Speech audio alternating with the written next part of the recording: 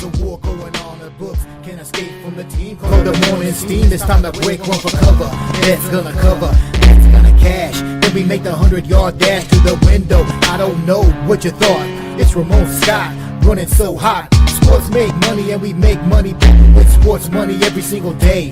NFL, NHL, NCAA. Stay away from the juice or might play a parlay. It's the morning steam. What? Ramon Scott, sports money. What? Wake your ass up and let's get to the money. Get to the money. You know how we do it.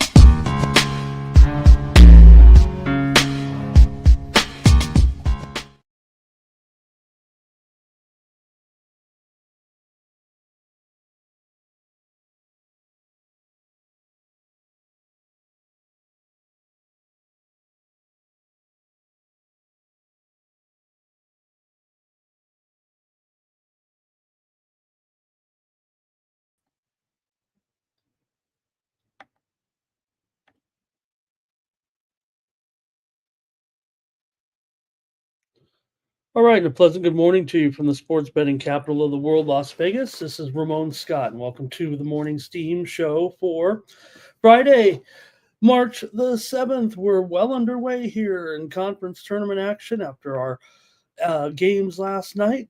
Got fully underway there, it felt like, with a lot of the mid-majors, and we'll preview the action here today for today's card. I'm trying to figure out why I'm so big here on the screen, but we'll have to take that into account at another time. I think we just have to do the show as is. Hope you don't mind my big mug in here. Good to have you here on the Morning Steam Show. For today, we're going to preview NBA, NHL, but mostly talk about college basketball. We've got more day games today. That's what I like to see as we get headed into the weekend with college basketball mid-majors here. Get rolling. Hope you joined us last night over here at the Sports Money Network for our live Thursday night betting stream in conjunction with Razor Sharp Picks. Thank you to Razor for hosting us once again. And man, we had some fun last night with conference tournament action here. What a night for some of the teams going home after one game, and we saw some fantastic finishes as well yesterday. We had some mixed results, certainly, but we did have some premium pick winners in college basketball yesterday, including tournament winners here on the show, such as Nebraska, Omaha, Missouri, Kansas City game to go under. We gave that one out here on the show. We also had Fort Wayne and Youngstown game to go under, Denver and St. Thomas game under, Missouri, Kansas City, and Nebraska, Omaha under. Lots of unders is what I was thinking about yesterday, but also had some over winners too. Patriot League, Navy and Boston U game to go over. Winner on the show, Loyola Maryland and Bucknell. A winner here over on the show. We hit both of our totals in the A-Sun on the show. We were kind of rushing it there at the end, but we had North Alabama and Jacksonville game to go under, and we had the game yesterday with Queens and Lipscomb to go over. So fun day of tournament action. We had some other winners as well, some premium pick winners on the card, including Ryder in regular conference play. We also had Seattle U over Southern Utah. We had Utah Valley over Abilene Christian. Also Mount St. Mary's and Quinnipiac game to go under was a premium pick winner. We also had Tennessee Martin over Arkansas Little Rock as a premium pick winner. How'd you do yesterday with the action here? We had Morgan and Coppin over yesterday. Let me say hello to the folks in the chat and get ready for our day, man. We're going to be going off here in just a couple of hours with our first game of the day. Of course, we head to the Big South with Gardner Webb and High Point. All right, let's see here who we've got in the chat. Here's Twisted. Good morning. Twisted's here first to go. Nice to have you here. All right, here comes Timothy here. Good morning to Timothy. Joe W. here today. Hey, everyone. Here's my man, Thomas Lewis. Like this video, subscribe to our channel, Sports Money, here on YouTube. Fastest growing sports betting channel on YouTube. Hit that thumbs up, like it, share it, smash it as we get ready for our sports betting day. Also, like to say here, welcome to Nicholas Handy as well, and Bobby Mack is here. All right, good to have you guys. We got some steam popping off here this morning. Some of the earliest moves for you here on the Sports Money Network, because that's what we do here on the Morning Steam, is keep you abreast of the latest line moves and get you ready for the action with our previews. All right. Oh, we got a few more in here coming in real quick. T. Moss is here as well. Hello. And let's see here.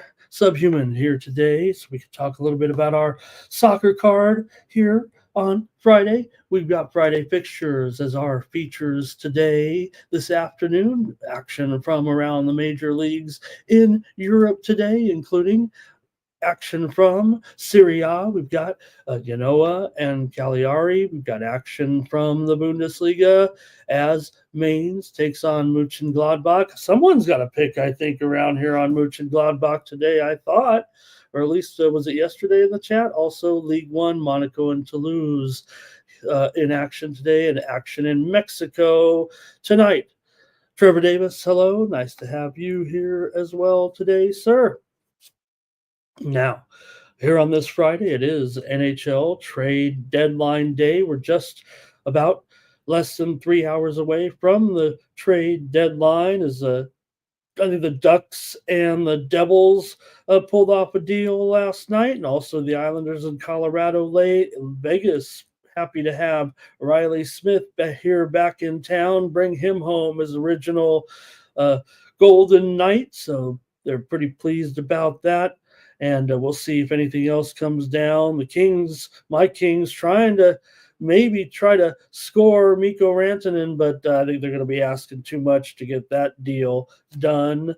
So, all right, thanks for joining me here. I'm watching a little golf action today from the Arnie here. I don't know if we can call that Arnie. We can call it. Yeah, sure we can. We can call it that. Also, this morning, Live Golf underway this weekend. If anybody missed it, Live Tour underway here with overnight leader, first round, Paul Casey, 7 under. But over at the Arnie, we are underway. Wyndham Clark takes that 2-stroke lead into action today. Corey Connors looks like he's the hottest golfer on the course right now. Grazerman up there making a move here as well. All right. Make its commercial out of the way here. Spoons, good morning and hello. Nice to have you here, Spoons. All right. Hey, you guys can get my best plays today if you'd like over at winnable.com. Coming off a pretty decent day over there on some of the action. We'll have action today as well, not only with my subscription packages behind a paywall for just 50 cents a day over there when you use the promo code STEAM, but also other action from sports such as college baseball, women's college basketball, ATP tennis. We had a few decent winners yesterday in the ATP, like we had McDonald plus the game spread. We had Kovacevic plus the game spread as a winner. And how about Uchijima crushing Emma Raducanu there yesterday? Impressive victory there as they are moving along at Indian Wells today. They did have a little bit more rain late. It keeps raining, I guess, at the end of the program up there. So great tennis action though here. The 5th major at Indian Wells this weekend. All right, should be good. There's still another week to go, but nonetheless, some good tennis action here for the next week, as well as our March Madness. So get my picks over here at winnable.com/Ramon. Click the QR code in the lower corner there. Oh, I've got the wrong panel up here. It looks like we're starting the show. Oh, man, what embarrassment. There we go. Check me out over there. Multiple packages. You get 1 day, 1 week, 1 month. And you can use your Apple Pay, Google Pay credit card. It's all processed by Stripe, one of the biggest payment processing companies in the world. So totally legit. We're not gonna charge you unless you tell us to when you get my picks over at winnable.com. Oh man, we've got some steam rolling in here. That means that the line is moving right in this moment. No ifs, ands, or buts. There we go. Look at, hey, we got the whole studio here in sight. All right, there we go. I don't know if I like this new look. Anyways, I'll figure it out here. Let me see if I can't figure it out. There we go. All right. I knew I could figure it out. Here in the satellite studios in Las Vegas. Anyways, we've got some steam rolling in here right now. That means the line is currently being moved by someone, by the bookmakers. Are reacting to betting action here early, maybe some injury news, whatever the case may be. A triggered alert. That's several sports books all moving on the same game. And hey, we take care of it for you right here on the Morning Steam show. And right now, that game that just got hit by the Sharps is Southeast Missouri State today in their action. Southeast Missouri was a 1-point favorite. They're going to be up to 2 here right now. Full disclosure, this is going to be my pick in the Morning Steam today. Southeast Missouri over Arkansas Little Rock today. That's going to be my play, and it's getting moved here right now. Southeast Missouri was they're on the move here, I should say, right now. And current line is up to 2.5. It opened as low as a pick'em here, and now we're up to 2.5 with Southeast Missouri State taking that steam this morning. All right, say hello to a few more folks in the chat and get this show rolling. Fernando likes thanking Spoons for a bet on Navy there yesterday in the Patriot League. And Jim Casey, nice to have you here today as well. And Bobby Mack, thank you. Nice to have you here. Oh, there he is. And Captain Mutombo is here today. Dikembe Mutombo, Shikshan Jumbo, Mutombo Wumbo. All right. Thanks a lot, everybody. Get going here. We've got NBA would try to do a better job. I try to do a better job today of getting all the previews in. Maybe don't spend so much time on the NBA. I mean, we got a big card of Friday night NBA action, but I'm going to try to cover all the conference tournament games with selections. So maybe we should get rolling here today, although we could maybe note a few more games yesterday. Michigan State did clinch the Big Ten yesterday with that win over Iowa. The Hawkeyes led by 10 early, and Michigan State came all the way back to win their 6th straight game. They won 20 out of the last 23, and they clinched the Big Ten regular season. Son, you guys are talking about some of those games in the chat. Lipscomb over Queens. It took overtime. Some of our trends definitely held up there a little bit. Basically, that one was one at the foul line for Lipscomb. They were 27 of 29 from the foul line. Queens was 9 for 12 from the foul line.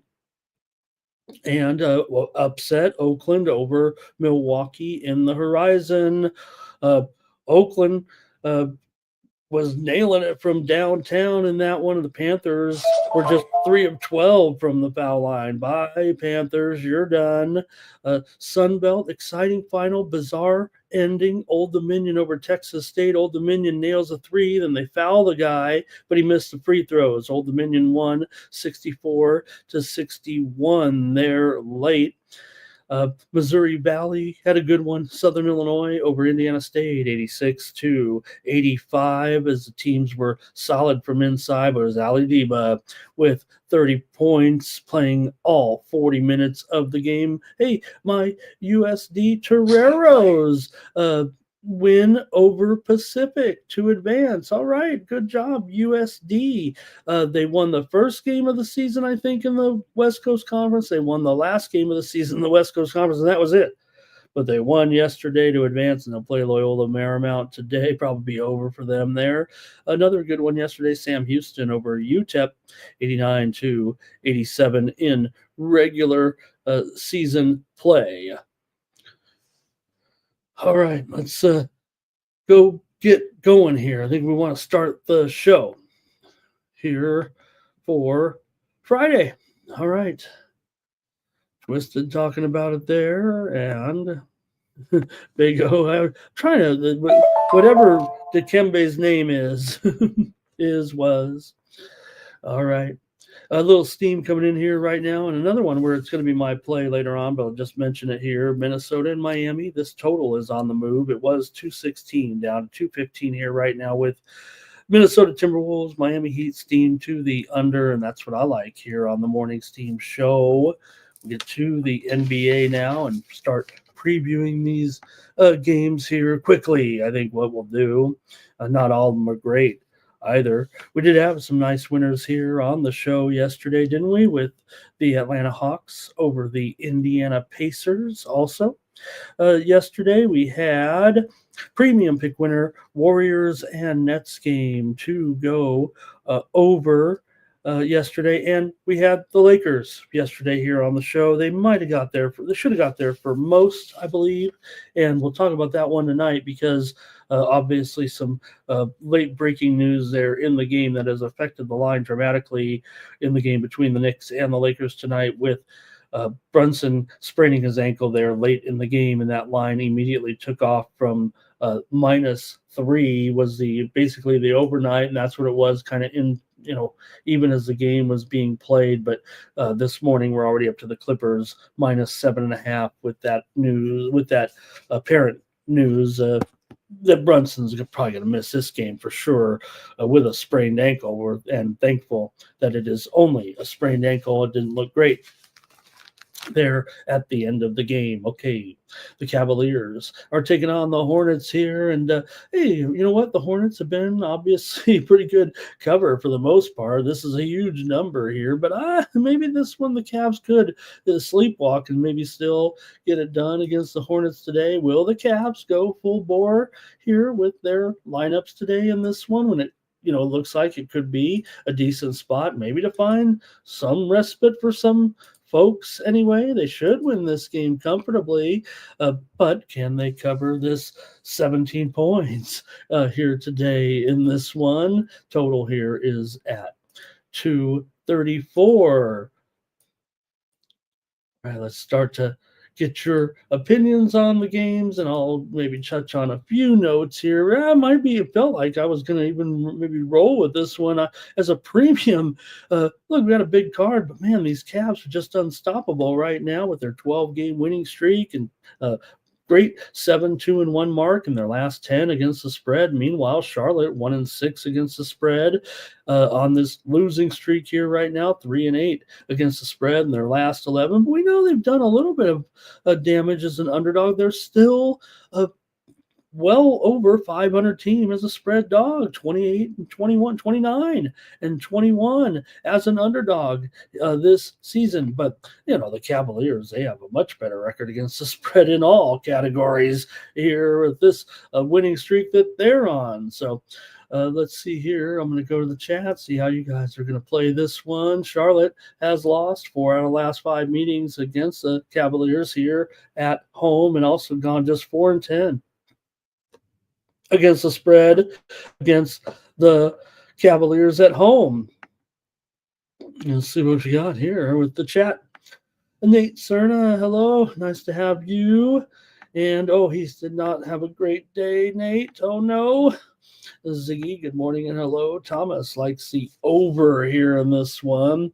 I'd say these two teams are kind of going over right now for sure. You got Cleveland going over in 8 of their last 11 games overall, and this series has gone over as well. 5 of the last 6 meetings between these two teams have gone over, although Charlotte definitely is a pretty solid under at home right now, for sure, going under in 13 of their last 17 games at home, and 18 and 35 to the under as an underdog. That's because their offense is pretty bad. We know that. Ziggy's on the Hornets here. Robert likes the under. Good morning to Nuke. He's ready to go with conference tournament play, and we're just warming up for next week, though, aren't we? And thank you, Nukes. And let's see here. Nasty Nate likes the Celtics in the second quarter, he won. No, that's what he won there yesterday. Okay, Nate, thank you. All right, looks like this one might be a little bit tough for everyone. No one wants to start with a 17-point spread. I'll take the Cleveland Cavaliers to win this one by about 20 today over the Hornets. The Cavaliers have a clean injury report. As we hear every day, everybody wants to no disrespect to it's not an editorial on talking about what we always talk about, guys, with the players. Well, maybe it is, but everyone wants to wait and see. I'm a situational handicapper, so I know the line's going to adjust when the personnel goes in and out, and I'm just willing to roll with it. That's why we have we have to make the picks early, but that's the way I approach it anyways. But I was thinking about it. Why don't teams focus more on resting their stars against the weakest competition? I know some of them kind of do that, but I was thinking about it when I looked at this game today, and the Cavaliers have a clean injury report. This would be the spot, right, to grab a couple key players and some rest to try to make those spot plays a little bit. Why wouldn't you play your best players against the best teams and give yourself a chance in those games? And then, hey, maybe you can slack off a little bit. I don't want to say slack off. That might be a disrespectful term, but maybe these are the spots that you could rest players. But anyways, you've got LaMelo here for Charlotte. He's probable, but still some other injuries for Charlotte here, including Nick Smith. He's probable today, though, and Josh Green probable as well.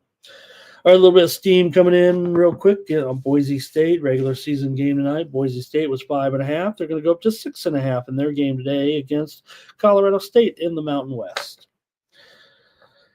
All right, a few more here. Maybe anybody on this game? If not, we'll just keep on moving here. I'll take the Cavaliers to roll over the Hornets tonight. Next up, the Jazz taking on the Raptors here in this. Wow, maybe we could have skipped it.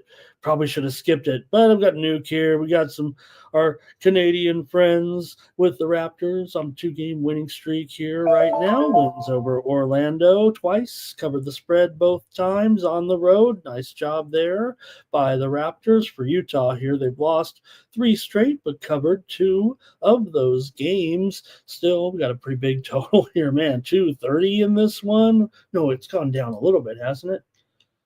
Oh, maybe down to 229. I'll mark 229. I'm probably going to give out the under as my play here. But let's see here. Take a look at a few of the trends maybe in this one. Play. Oh, wow. Okay, fade me. What is steam? The gentleman asked in the chat. Well, the steam is fading Ramon, I guess. The steam is on the Charlotte Hornets right this second. Look at this. This thing's as soon as I gave out the Cleveland Cavaliers, the line immediately moved to 16. So no one believe in me here that I think it's going to be a blowout for the Cavaliers. I'll take the value now. This one's down to 16. Maybe they are resting. Maybe the news is starting to come out here on a little bit of rest for some of the players for the Cavs. I don't have any information on that, but the line is definitely moved. We're not just making it up to come on YouTube. I wouldn't do that. I don't have time for that. So steam here for sure on the Charlotte Hornets right now on that game we just previewed. All right, whatever. Good luck to you. Western Carolina is also taking some steam here right now in their tournament game today against Mercer. Western Carolina was a 7-point dog, and this one's going to go down to 6 right now as Western Carolina is taking the steam in their matchup against Mercer. All right, here we go now. We're continuing on with the Jazz and the Raptors here in this one. You got the Raptors favored by 6 points, and the total 229 here is it's gone down just a little bit for sure here.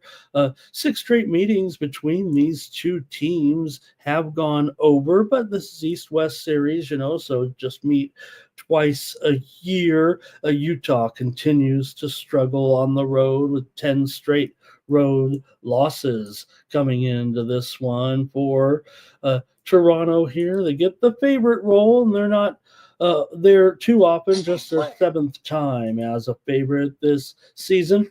Also, Toronto 18-12 against the spread at home. Utah, no matter what you say about them, they're still profitable in almost all situations for the most part. But here they are in Toronto with not much going on. They're just 1-10 on the road in their last 11 road games. Utah has covered 5 of their last 7 games overall. They've gone over in 8 of their last 10 and 12 of their last 14 games coming in. And Toronto's gone over in 4 of their last 5 and 6 of their last 7. But I think the number's too high here, and I've got the under in this one between Toronto and Utah, strictly on the number. The trends surely say this one should be as high scoring as the line is listed here, but I'm going to take the under with Utah and Toronto. Toronto is 2-4 to the under as a favorite. Maybe that's what I could kind of hang my pick on a little bit here, because there's not a lot of trends that might indicate it. This one, you've got Utah going over quite a bit lately, 8-2 to the over in their last 10 games. They're also 20-10 to the over on the road and 36-24 to the over as an underdog. But we'll get your plays right now in this one between the Jazz and the Raptors here. If anyone, Ziggy went with the over, though, in that one. All right. Hornets first quarter back in that game, maybe for Fernando. He said worth a look. And then go against him full game. We saw Ixnizzle come on last night, man. He was really hitting it there a little bit. He rolled with the Lakers early, said the Knicks would come back, and then the Lakers did get him in the end. But we had some fun last night on the show. Hopefully you've been joining us with that Thursday night series, man. I've probably as much enjoyment as I've had of a lot of live streams with the way we're doing the coverage over on Kick. You got to check out the coverage that we're doing over there on Kick. If you can only join us on YouTube, that's fine too. Really appreciate it. But you got to come over to Kick, where we're doing something really special right now. All right, let's see here. Twisted says Jazz +6. And Fernando here, maybe some plus money, I think is what he's saying there. All right. Hey, for me in this one, I've got it. I'm on the under with the Jazz and the Raptors in this one. Hey, Marshall just took some steam in a conference game today, or in the tournament game today. Marshall against Georgia Tech. They were a 6-point favorite. They just took some steam moments ago. Marshall up to -7 here right now in the action against Georgia State today. The next game up here is the Grizzlies taking on the Mavericks. Got a Grizzlies favorite here on the road. Pretty big number. We know Dallas has kind of come back down to earth big time, but whatever Memphis's problem is right now too, it's kind of, maybe it could even things up, at least spread-wise here, with Memphis on a 4-game losing streak coming in. Now Dallas is on a 3-game losing streak as they're starting to kind of all the injuries, overall vibe is starting to dry up here right now for Dallas for sure. Not only have they lost 3 straight, they've failed to cover in 4 straight, but the Grizzlies have lost 4 straight and they're not covering anything at all. And they're favored here on the road by 10.5 points. Now we know Grizzlies certainly a real good team and everything, but they still would have to cover 10 points, and they're not covering much of anything right now, going just 1-9-1 against the spread in their last 10 games overall. But like I said, Dallas just 1-5 against the spread in their last 6 games. Might be the lesser of 2 evils here. Dallas has gone under in 5 of their last 7 games.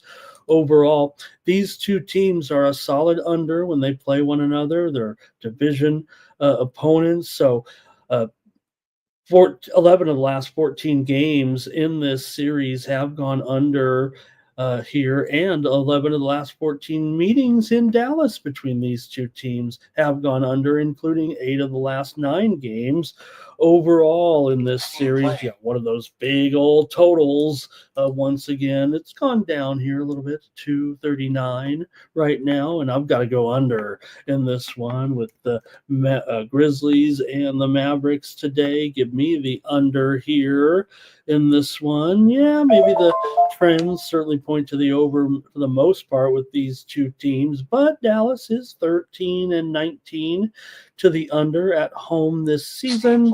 Yeah, the personnel might be, I don't know about different, declined might be more like it. Go to the chat here and see what you have in this one with Grizzlies and the Mavericks today. And it's Grizzlies for Ziggy. And he thinks the Grizzlies are taking some action here right now. I'm showing the Grizzlies up to 10.5 right now in this one. He says he thinks they're getting moved on here a little bit. O-Caps, hello. Nice to have you here. Thank you, O-Caps.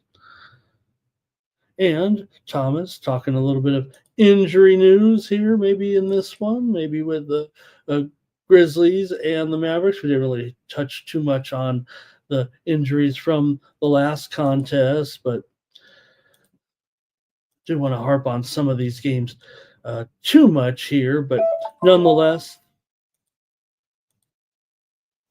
All right, I think that might be it from everyone in the chat here. We got a little bit of steam coming in right now on some other games. Maybe I can get to those, but looks like I might be hanging here a little bit. The computer, that is. Okay, here's some steam that just came. Okay, here we go. Here are my injuries now, and Morant probable here in this one for the Grizzlies. Aldama questionable, Conchar questionable, Kawamura is out, Jaren Jackson out, Dallas Exum questionable, and Prosper is out, Washington is out, Hardy is out, so more injury woes for the Dallas Mavericks. All right. Moments ago, some steam came in on the Vancouver Canucks in their game against the Minnesota Wild. You got Minnesota, a terrific road team, Vancouver, a terrible home team, but Vancouver is taking the steam right now up to $1.25 or so in that one. Here we go. Robert likes the under in this one with me. Playing. Got some college basketball steam here right now coming in with Delaware getting steamed in their game today against Stony Brook. Delaware was a 5.5-point favorite. They're going to go up to 6.5 right now. Delaware is getting steamed in their conference tournament game today. Also, Northern Iowa just took some steam in their matchup against Valparaiso. Let me see. I do got to check this one. Northern Iowa is up to a 9.5-point favorite right now in their matchup with Valpo here. They were as low as 7.5, but this one's on the move. Northern Iowa here. Total here all the way down to 138 in that one. We talked about the Missouri Valley Conference totals. I don't know if it really worked out the way I was calling it yesterday, but you see where this one opened, I don't know, much higher than this, but down to 138 right now with Valpo and Northern Iowa. However, that steam did come in on favored Northern Iowa. All right. Well, I think maybe we had one more here real quick. No, okay, I'm ready to continue on with our NBA coverage right now with the Timberwolves taking on the Heat here in this one with the Timberwolves favored on the road here. Line currently at -5.5, and the total 215.5. I think the steam came in a few moments ago on the under here, so we'll see if that's the direction this one continues to move, but I know I had Timberwolves spelled wrong here.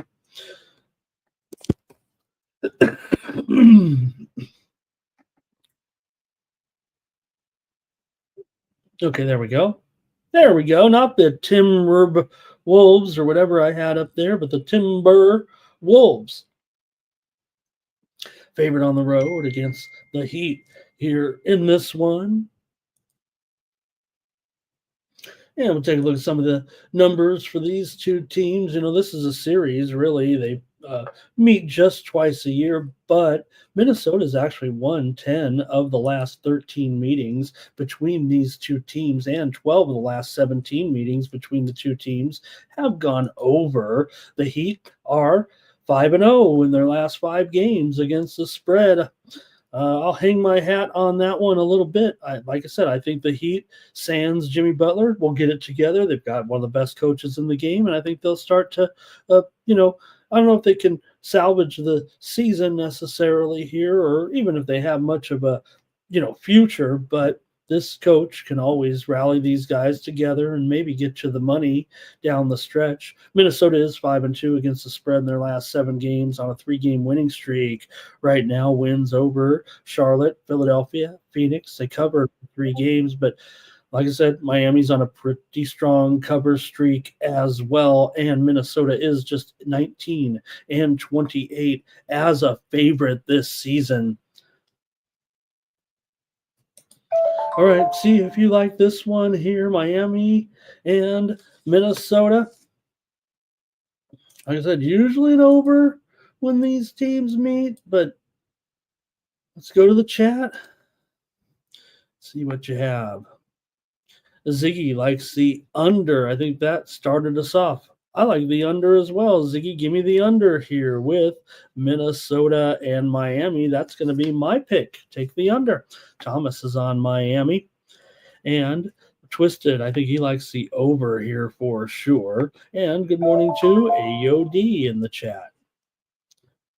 All right, that might be it for you guys in that one. I hope I'm not going too fast here, but really want to get to the college games. Maybe we should have reversed the order. Maybe next week we will. As far as previewing the games, right? That we know the college games are more important. Maybe I'm just making you stick around. We've only got 40 of you here today on a slow-paced Friday, feels like. The Trailblazers are taking on the Thunder tonight, and it's not a typo. It's just that the Thunder are going to be a bit shorthanded here tonight for sure. So they could be. This was another one where I was what I was thinking about with teams resting players. Now, granted, if you looked at the schedule a month in advance or something and said, "Hey, we'll get you some rest right here when we play Portland," and then Portland all of a sudden showed up as the new Portland Trailblazers, but nonetheless, the Portland Trailblazers aren't without their share of injury problems as well. So for Oklahoma City, no SGA tonight. You're missing the MVP here for the season, not going to play in this game. So there's 32 points out of your lineup. Also, no Jalen Williams tonight. So you can throw out another 21 points. You're going to have to pick up the slack here with 54 points from the bench, as much as you can get out of the rest of the guys. You have Holmgren, questionable. Lou Dort, he's out of this game. Wallace is out of this game. Hartenstein's out of this game. They're all out here pretty much in this one. Caruso probable, but the Blazers have Grant out, Avija out of this game. Williams out, Blanton out. They're all out of this game. So that is affecting the line dramatically here and making the Thunder only a 2-point favorite, 3-point favorite now. Maybe because of, Blazers might not be totally at full strength either. The total, by the way, has risen on all this news, which doesn't make much sense. Now, here's the thing they always say, right? Well, yeah, these guys are out of the lineup, but someone's got to do the scoring. But really, 50 points, you're going to get, a few guys off the bench or whatever to, contribute all those other points while this line continues to go up. I guess that's how basketball works, right? We're going to get some guy on the, one of these other Thunder players possibly today to come up with a 30-point performance, and we'll say, wow, well, we didn't see that coming. So if that is indeed the case, who is it going to be? Is it going to be Caruso? Probably not Caruso, right? I mean, the one thing about the Blazers is the thing that has trigger this great streak by the Blazers. You probably watch them as well. You've got some guys who could play some defense on that Blazer team. I think that's the most exciting thing about the Blazers surge here right now. Guys like Simons, Avicii, these guys can play defense, Grant as well. So who's going to get 30 points today for the Thunder? Isaiah Joe, the other Jalen Williams, not Wiggins. So we'll see. I don't know. It just doesn't make sense that the total goes up when you have all that scoring out.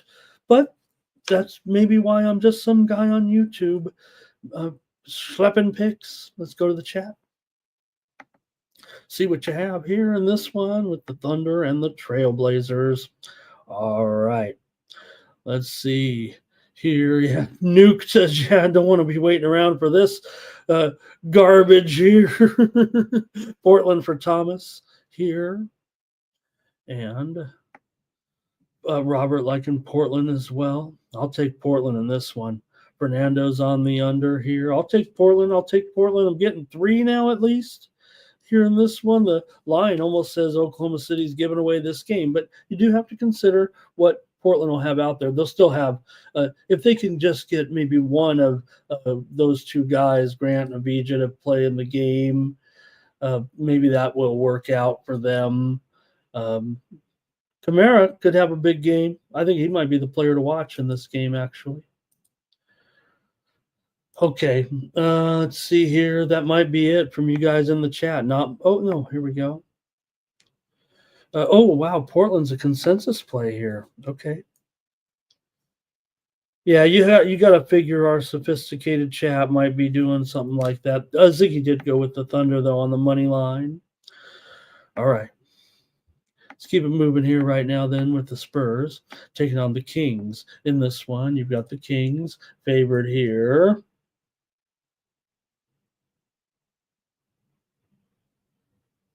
Pardon me here real quick. Okay, Kings here favored in this one by 6.5 now, and the total 234.5. Go. There we go with Spurs taking on the Kings here in this one. Yeah, this one's moving a little bit both ways towards the Kings, towards the under here. Sabonis still out for the Kings. Malik Monk is out right now with a badly bruised toe. Bassey is out for the Spurs here in this one. We got 6.5, 235.5, and that move kind of on the Kings here, but they're missing some parts as well. So see what you might do here in this one with Spurs and Kings. Sacramento has covered the spread in 5 straight games overall coming into this one, despite being without Sabonis in some of those games. They lost last time out to Denver, but covered the spread, getting 8.5, and they were on a roll before that. San Antonio is coming off a win over Brooklyn. They covered the spread there as a short favorite. They got blown out by OKC. They did upset Memphis, remember, but Memphis might be in a funk. So total here, 234. This series has gone over in 6 straight games in Sacramento when these two teams have played in Sacramento. Spurs have lost 8 straight games coming in off of a win. San Antonio just 4-10 against the spread in their last 14 games overall. Sacramento much stronger here of late. It feels like Sacramento's also gone under in 5 straight games overall right now. So let's see what you guys have in this one between Sacramento and San Antonio. Spurs on the road here in this one. All right, we've got Thomas is on Sacramento. And Ziggy likes the over here. And Rick says they're going to be ready for this one tonight in Sacramento. Twisted's on the Blazers back on that other game. Thank you, Twisted. Robert says, I'm on the under here in this one with Sacramento. I'm going to take the Kings here, minus 6.5, lay the points. No values drifting away from me. So I was kind of looking at both sides in total here on the show. Rick says it was 5.5. You, no doubt, Rick. Not only was it 5.5 yesterday, it was 5.5 till a short while ago, I think. The move came in kind of overnight. So I'll take the Kings here. All right, yeah, we're going kind of quick here today. So we get to the college basketball. I felt bad yesterday. And, all of our fans are going to say, do a better job, Ramon. Do a better job, than all those other guys that are previewing games right now. It takes 5 guys to replace Ramon, right? Okay, Suns and Nuggets here in this one, with the Nuggets favored by 7 here at this point, maybe 7.5 right now, 238.5. The total has gone up here for sure on some widely reported steam. Let's update that here, 238.5. Hello. With the Nuggets against the Suns. Look, the Nuggets, we talked about how they, started to cover big spreads here a little bit, but they did fail last game against Sacramento, laying 8.5. And we talked about the game moments ago as a 6-point win, 116 to 110 for Denver in that one, but they did not cover. But we know Phoenix is an awful cover. Usually they're, worse as a favorite than they are as a dog. They're still 9-15 as an underdog overall. So the Suns are kind of someone we've been picking on quite a bit, and I don't know, maybe we could do so here. The spread's only going to go up if Jokic is announced in the lineup. He is currently listed as questionable, so if he's in, this line's probably going to go up to 9 or 10. I would think he'll make this lineup tonight, but maybe it's a spot to try to take the day off. You guys already mentioned Bradley Beal and his questionable status in this game for Phoenix. Also, Aaron Gordon questionable for Denver here. Strother is out for Denver as well, but 7.5, 8-point favorite here right now. Let's go to the chat and see what you guys are doing in this one with the Suns and the Nuggets. 7 of the last 8 meetings between these two teams have gone under, but that didn't stop them from coming in with that steam to the over here again with a Phoenix team that, I don't know, all of a sudden Phoenix, they are 20-11 to the over on the road. Denver 19-11 to the over at home here. So all right, I'm going to go to the chat in this one, Phoenix and Denver. And we've got Ziggy going to start us off. He's got the Nuggets here against the spread here. He says lay it. Denver has gone under in 5 of their last 6 games, even though I was talking up the over there a little bit. Thomas is on Denver. And twisted on the Spurs here. Thomas likes KD over in his points prop here tonight. All right, I'll make my call here in the Phoenix and Denver game. I got, look, I know these teams go over, but I'm on the under in this one with Phoenix and Denver tonight. A little bit contrarian for me there. All right, last game here. And again, we mentioned the news of Brunson. There's just no way with what we saw that the star of the Knicks makes this lineup here tonight with that. I think it's an ankle injury, probably a high ankle sprain there. We're crossing our fingers, no Achilles injury or anything like that. So hopefully we get Brunson back here. It's not going to happen. It doesn't look like tonight, though, does it? With as bad as it was, and the line here currently all the way up to 8 right now with the Clippers.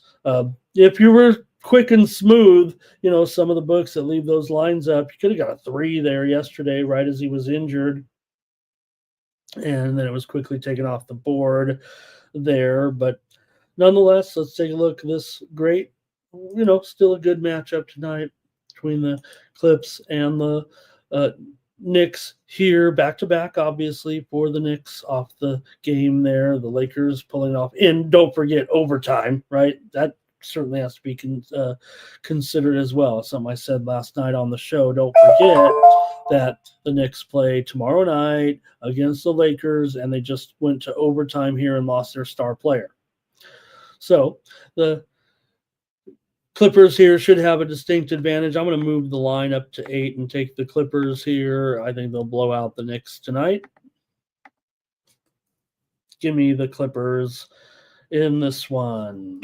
I guess, like I said, I think we could talk a little bit of a trend, but the storyline is what it is. The Knicks are going to have to muscle it up here. No Achua for the Knicks, but other than that, they're all good to go. Ben Simmons out for the Clippers. Normie Powell still out for the Clippers. Derek Jones.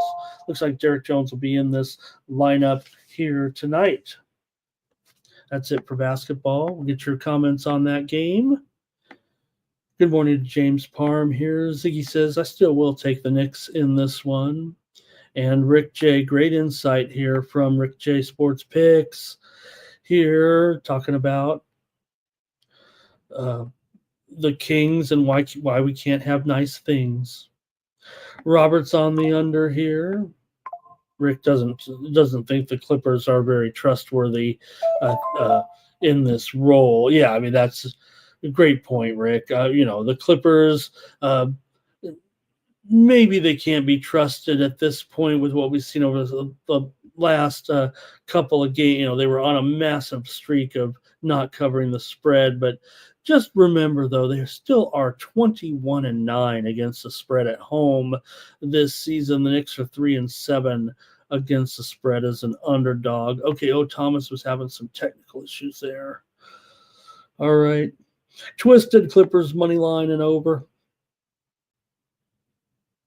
That's going to do it for the basketball portion of the NBA. Let's go to hockey real quick. I can't wait to get to conference tournaments.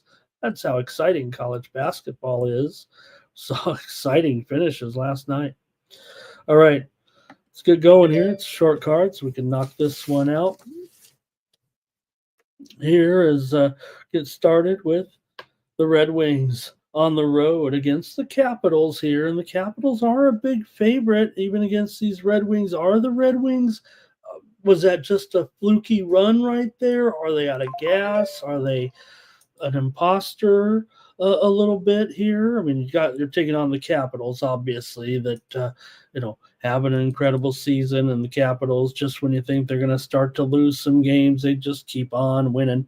Capitals did have a little losing streak and now have come back and won a couple of games in a row over some pretty decent teams in the Rangers and Ottawa, although they won those games by just 3-2 and 5-4 respectively.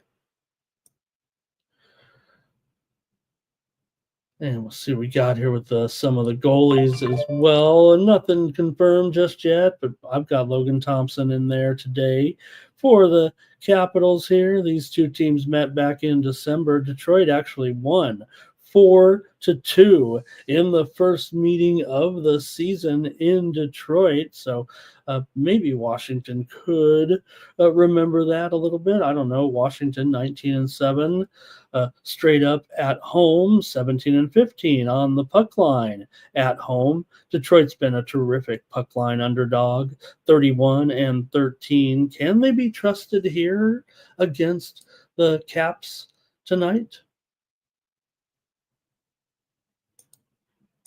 Let's go to the chat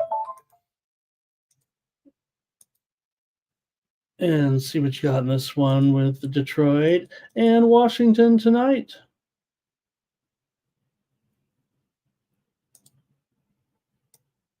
Call up some more numbers and I'll get right to you guys here.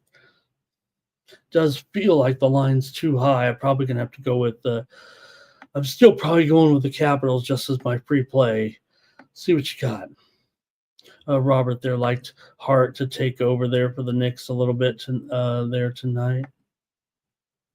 Ziggy's on the Red Wings here. Says, yeah, I maybe agrees with that too. There. Big O says, I don't know if I can do it right now. The Red Wings, maybe we are seeing really what they are all about with this 4-game losing streak right now, including losing to Utah last time out. Good morning to Joe T. Here today, Twisted on the Capitals puck line, and I'll go with Twisted here. I'll take the Capitals on the puck line. Detroit's lost 6 of their last 8 games overall. Washington's gone over in 9 of their last 12 games overall, but these are mostly 2 under teams for the most part. Washington's won 12 of the last 16 meetings between the 2 teams here in Detroit. A little bit of college basketball steam here real quick, if I may. Purdue and Illinois steam to the over tonight. In the Big Ten game between Purdue and Illinois, it was 159. It's now 161 right now. I'm going higher. This one may go to 162, it feels like. Purdue and Illinois steam to the over. All right, give me the Caps here on the puck line against the Red Wings tonight. All right, the Jets are in here right now and taking on the Devils. For the Jets here, Kupari is going to be doubtful here today for the Jets.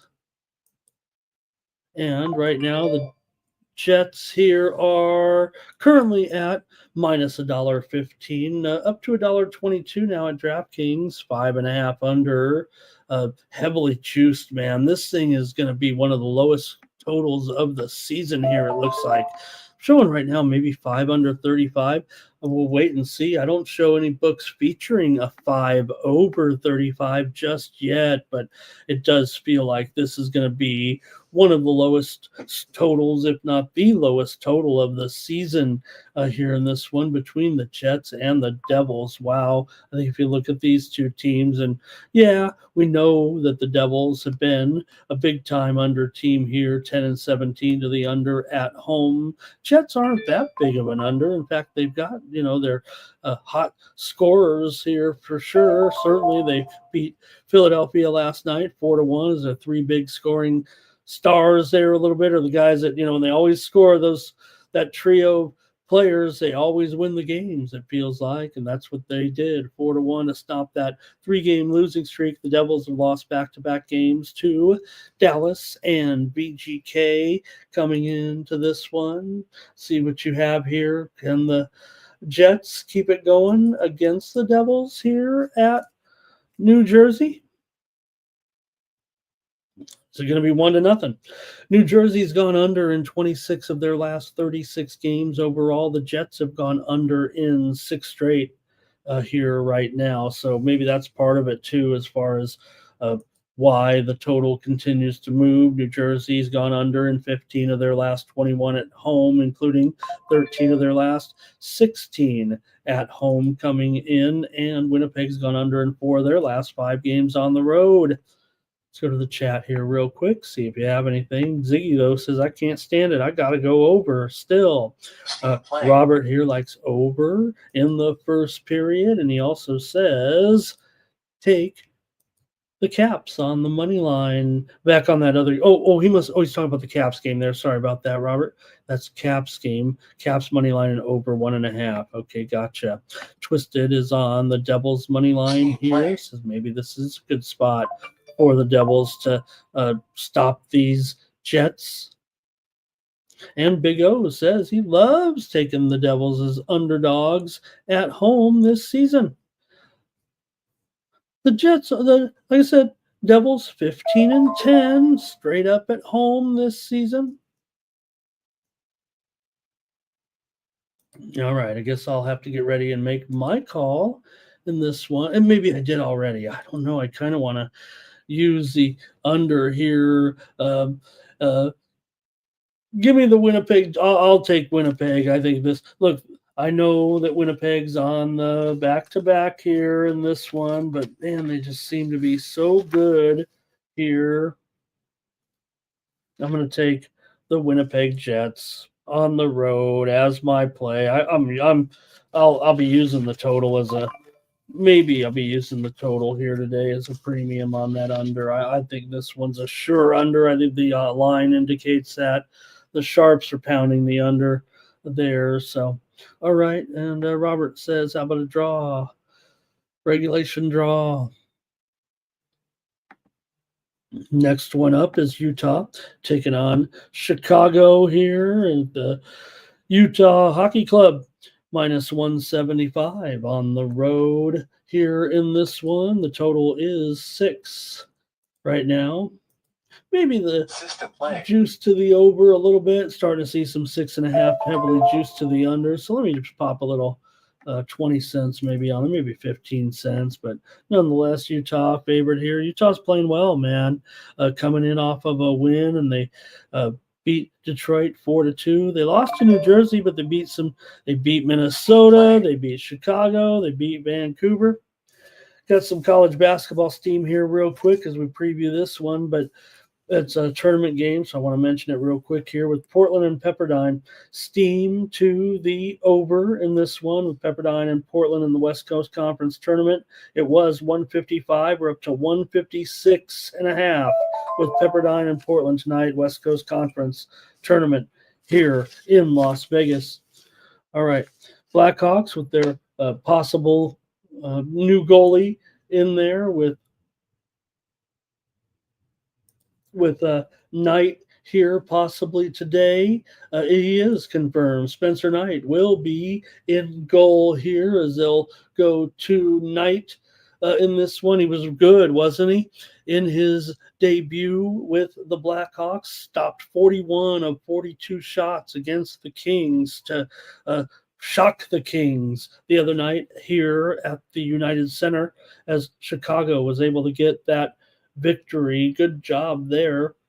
Knight is 13-8-1 this season. All right, here's some college basketball tournament steam. Big South Conference, Winthrop getting steamed right now. They were mostly about a 2.5 point favorite. Winthrop is going to be up to a 5-point favorite in the Big South right now. Big steam on Winthrop. All right. Maybe we got some comments here from you guys in this one with Utah. One more college basketball move here. This one is in a regular season game on the board here with the over. South Florida and Memphis steam to the over here. Was 150.5. We're going to 152. South Florida and Memphis. All right, here with Utah taking on the Blackhawks. Chicago's gone over in 10 of their last 11 games at home right now. And I don't know, that's not necessarily Utah's game here, but they've gotten a few overs of late, although the last two have been under. The win against Detroit, for example, did go under 6.5. All right, let's go to the chat. Chicago 17-9 to the over at home this season, but maybe their fortunes have changed with Knight here in goal. I'm going to go to the chat, see what you have in this one with Utah and Chicago with, let's see, hello to Wine Time. Good morning and hello. Twisted says he likes Utah, but he doesn't really see the value here right now in Utah. Yeah, I think I can agree with that. And Jim's here, and he says with Knight in goal, that might spur the Blackhawks here in this one. All right, well, hey, I've got to make a call for the game between Utah and Chicago here in this one, and I'm going to take the Chicago Blackhawks. Of course I am here as a big dog against Utah tonight with Knight in goal. Ziggy likes the over. All right. System play. Next up, get a few more of these going, then we're almost there to college basketball with plenty of time to spare. The Wild are at the Canucks here in this one.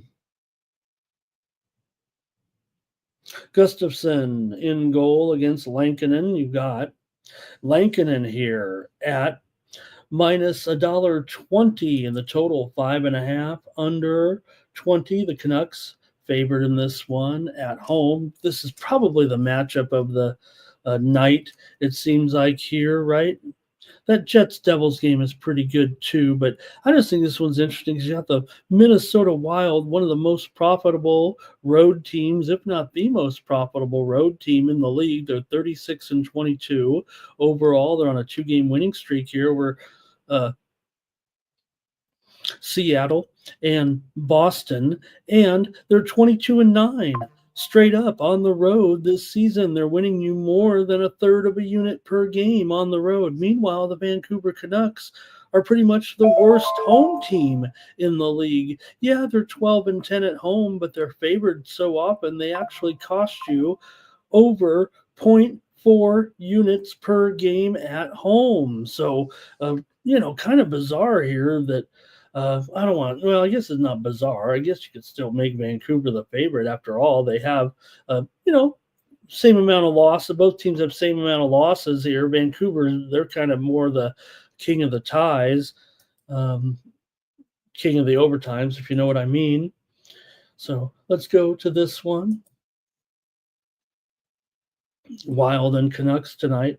Vancouver's gone under in 7 straight games at home right now.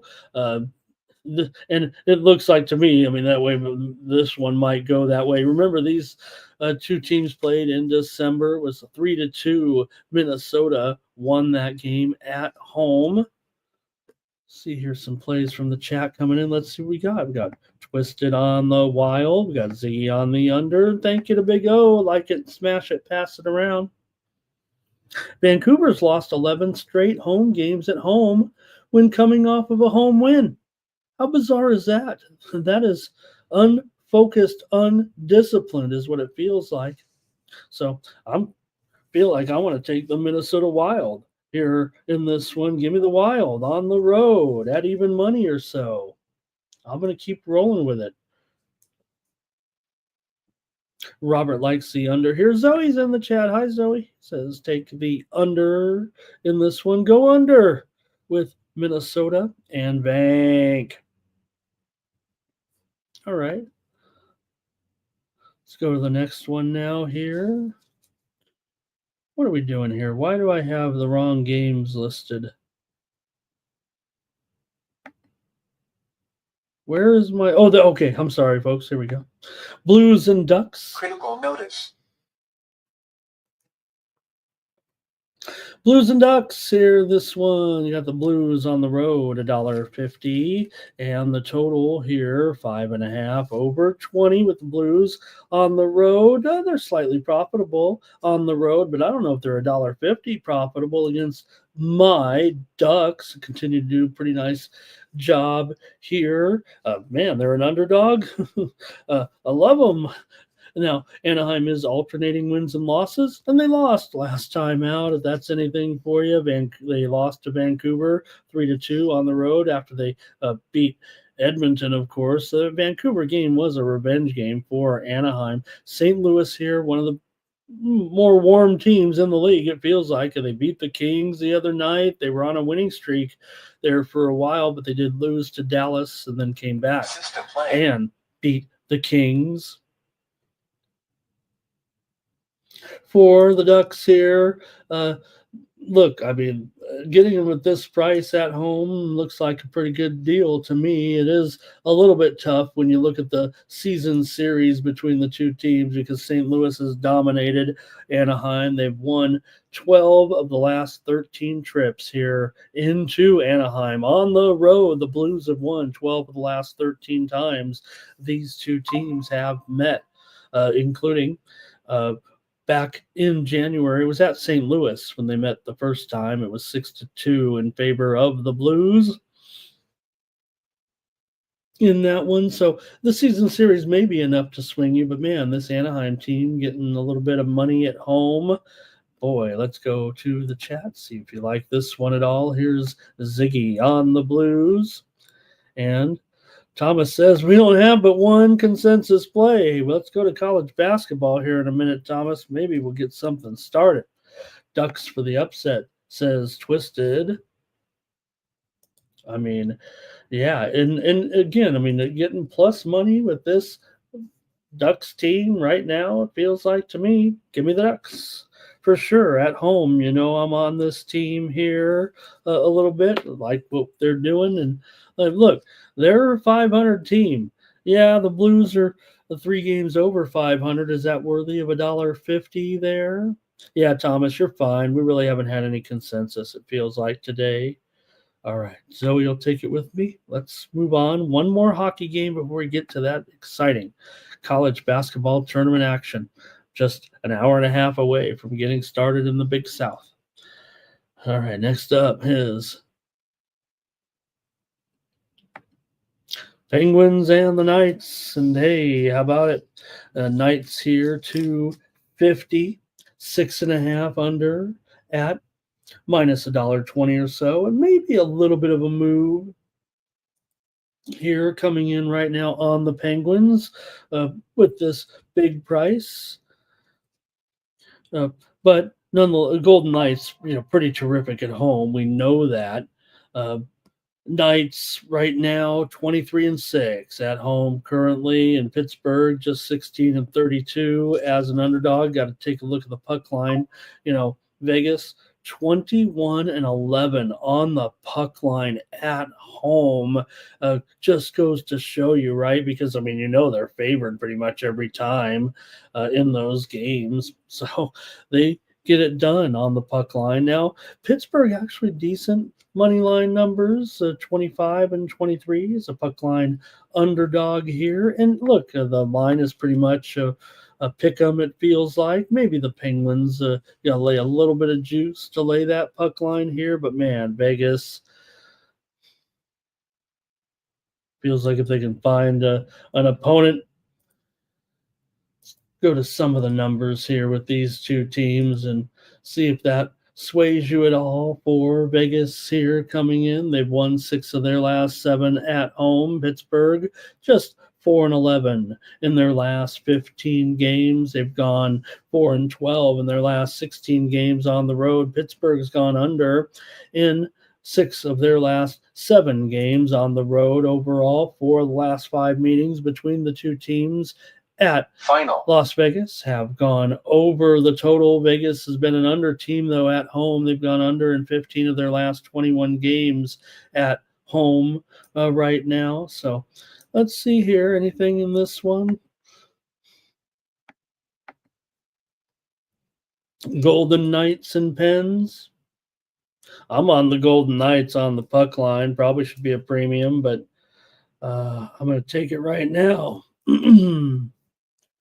Here we go. Let's see what we got. Hey, there's Sharpie there. And look, I actually, people have been on some other channels making fun of the exhibition spring training betting. I'm all about it. I'll probably have packages here today on my free picks, but nonetheless, I'm going to be hitting some exhibition baseball with Sharpie. Vegas puck line here for Twisted. Zoe says, lay it. I think Ziggy's saying over here. Want to say hello to a couple of beers. A couple of beers. What a great, when you're down, you always take a couple of beers. I thought the skit was overrated, though, actually. I didn't think it was that great. All right. I think that's it in the chat. I think that's it for hockey. Thanks, everybody. Let's go to the college basketball. We're waiting. We're all about it. Did have some nice hockey. I don't let me cover it real quick here. Yesterday, we did have a shout out Team Steam consensus. I had it, you had it. Jets and Flyers game to go under yesterday. Team Steam winner.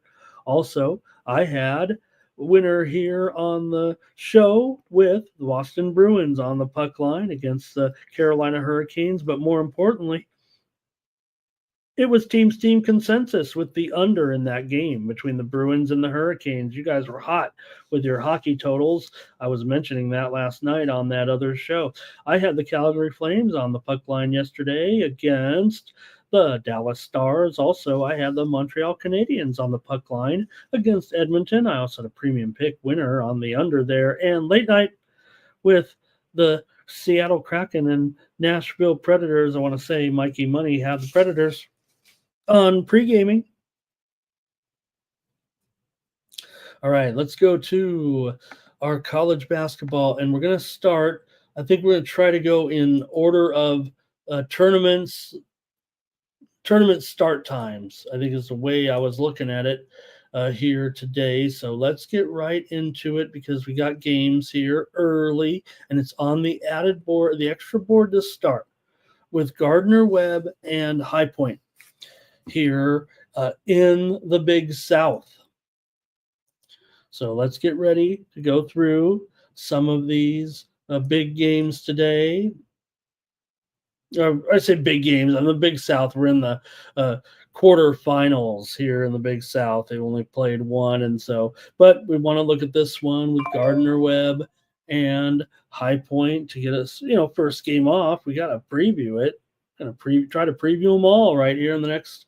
I don't know. Hopefully we can not get this in an hour. I think we can do it. High Point comes in red hot. They're the top seed. Gardner-Webb, number 8 seed, but they did win the game yesterday to get into this game as they beat Upstate, or it was 2 nights ago actually, but they beat Upstate in this one. They're playing these at Johnson City, Tennessee. So neutral site games here with these two. You got High Point coming in on this winning streak here right now. They're covering everything in sight. The spread says 12. That's wrong. The spread is actually now 16, 15, 16, whatever it is. High Point is a huge favorite here right now. It's gone up big time there. There we go. So, you could say that you have missed the value if you are on High Point here. They still should crush these guys. They really should, shouldn't they? Here against Gardner-Webb. Yeah, Gardner-Webb beat Upstate. We know Upstate was one of the worst teams in the country, I guess is what we could say this year. They were on a big losing streak going to that game, not covering many spreads. For sure, Gardner-Webb's gone under in 4 straight games overall. The High Point's gone under in 4 straight games overall as well. Coming into this one, favorites of 7 points or more in the Big South, they do pretty well. They hit it about 57 favorites in the Big South tournament, about 57% overall over the last decade. But again, no value in High Point. It's just a matter of whether or not you think that, like the Sharps did, that the line was just off in the beginning. This line has moved 3 or 3.5 points so far for sure coming in. So see what you have here in this one. Gardner-Webb and High Point. I'm going to the chat. All right, here we go. Gardner-Webb goes under in these tournament games a lot, it seems like. All right, here we go. I see it now. Nuke says he'll start it off with High Point. Thomas may be looking at Gardner-Webb. Spoon says take Gardner-Webb in the first half. There's been some sharp attention for sure here on Gardner-Webb. In fact, the line service reports that the widely reported steam is in here in this one on Gardner-Webb. But again, the line, that was only after the line had moved from an overnight line of as low. I think Bet Online opened this game 12. Right now, Bovada has it at 16. High Point auto bet for Twisted. And new clubs at conference tournament action. Twisted said that 12 is long gone, Ramon. Zoe says that maybe they'll be maybe Gardner Webb can sit in the recliners there. Rick J says I took High Point early on. And Zoe says, if I miss the value, I got to pass because I don't like the other team. High Point for Nuke. Robert on the under here, and that's what I'm doing. Give me the under in this one with Gardner Webb and High Point as my selection. All right. Keep it going in the Big South. Presbyterian taking on Radford here. You got Radford, a 4-point favorite, and the total 131 now. A little bit of a dip for sure in this one with Presbyterian and Radford. Yeah, there we go. This one's definitely moved lower here, maybe 131, 131 and a half. In this one with Presby on the Presby here, 14 and 17. They are the 5 seed coming in. Radford's 19 and 12. They're the 4 seed. So I don't know. Is this the dividing point in the conference here? You've got Presby, winners of 3 straight, winning and covering 3 consecutive games. Presby's been a nice cover, 12 and 6 against the spread as an underdog this season. Radford's been a pretty decent cover as well, but those are some impressive numbers by Presby here for sure. Presbyterian, they've gone under in 7 of their 11 games as an underdog. Radford, meanwhile, comes in here right now with consecutive wins over Charleston Southern and Gardner Webb here. Both of those games did go under. These teams did meet twice already this season, and it was a visiting team that won both games. Radford lost at home 80-73. In the first meeting, and the second meeting was 82-69. Radford won that one at Presby. All right, let's see what you got here. In this one, game number 2, 2:30 Eastern, 11:30 Pacific. One thing I want to tell everyone right now, and I saw it last night. Some guys on the show were saying, hey, I got shut out of this game. Now, they're not like you and me. They're not watching every game and know that the start time, they should. These are sports books, $1 million, billion-dollar enterprises, whatever. And okay, we'll give them some credit. Sometimes the employees there are on top of it, and the game is delayed, right? Because the first game went to overtime, or even in a regular game, it still can go over the time a little bit. And so, they set these things usually like 2.5-hour blocks, and it could take 2 hours and 45 minutes. The other team's got to come out and warm up, but the books have the thing on autopilot. So the cutoff time for the game, even though it was supposed to be at, say, this game, 2:30 Eastern, 11:30 Pacific, the first game gets a bunch of free throws or whatever, and now this game's going to start at 2:45.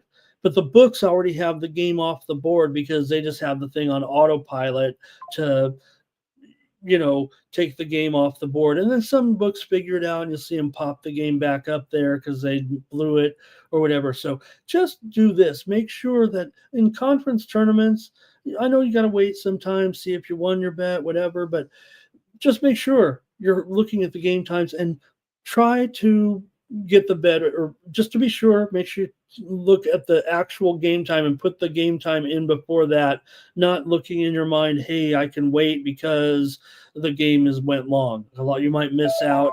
I know you might have other books that maybe have it, but I just want to get those best lines. So I just want to mention that because that did come up in the conversation last night.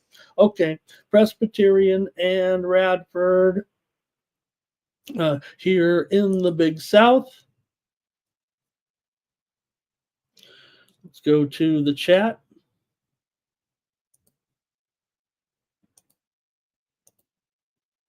And see if anybody likes this one here. Okay. All right. It looks like Zoe's on Radford here, first half. Twisted said, I am Presbyterian.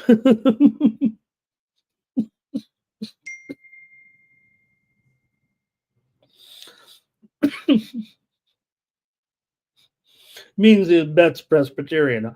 Maybe Twisted is Presbyterian. Okay, here's Radford.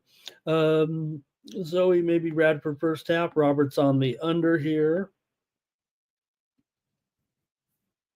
And that might be it from you guys in this one. Okay. I guess I'll have to make my call here with the game between Presbyterian and Radford here in this one. Okay.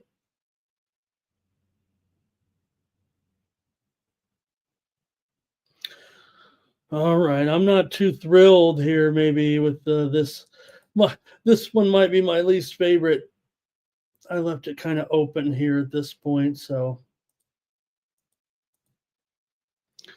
no one else to help me out in the chat. Well, I guess I won't be that confident here, this one with Presby and Radford.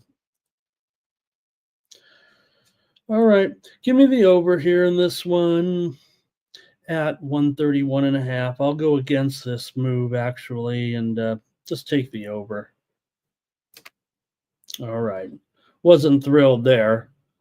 Well, we got 63 of you in here, and hopefully we'll have some more confident picks. We got plenty of games to talk about here. Charleston Southern and North Carolina Asheville. You got Asheville favored here in this one by 5.5. The total 151.5 here in Big South play at 6 p.m. Eastern and 3 p.m. Pacific time. Charleston, the 7 seed, is 10-21.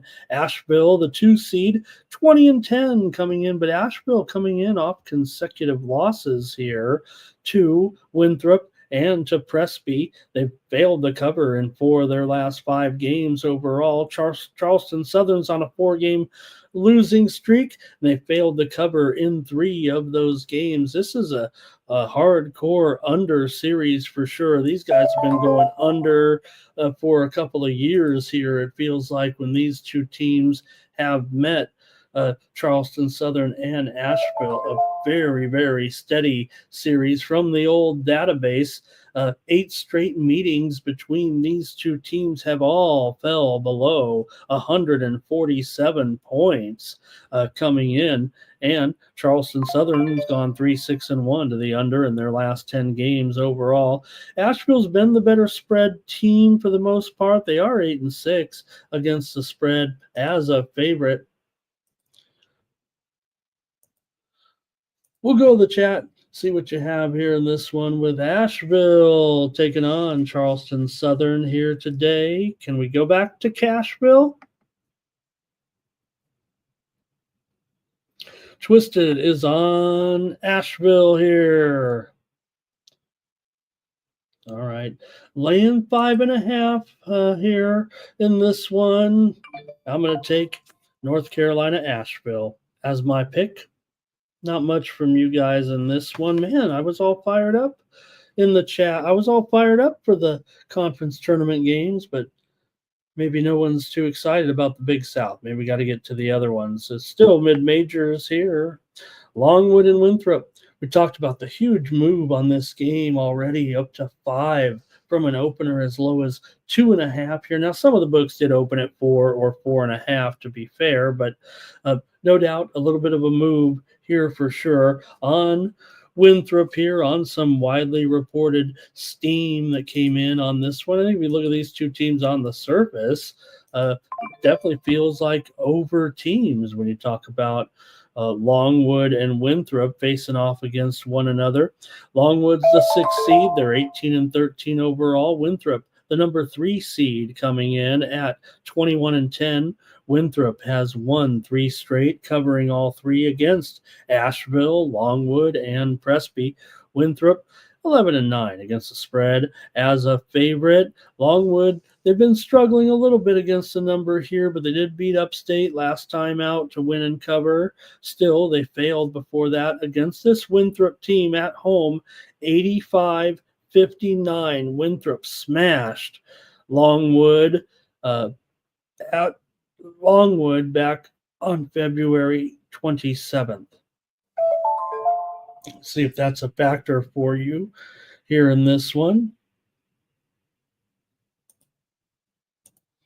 And we'll see what you got here. It's going to be hard maybe to ignore that big move, it felt like, on Winthrop. And let me change that line, by the way, there. Put it at 5. Sorry about that. And the total here, though, I'm showing it at 160. Wow. I might have had it wrong there, though, on the screen. The first number wasn't a typo, but that second one that said 155 was a typo. It was supposed to say 159, and it has moved up here to 160. Okay?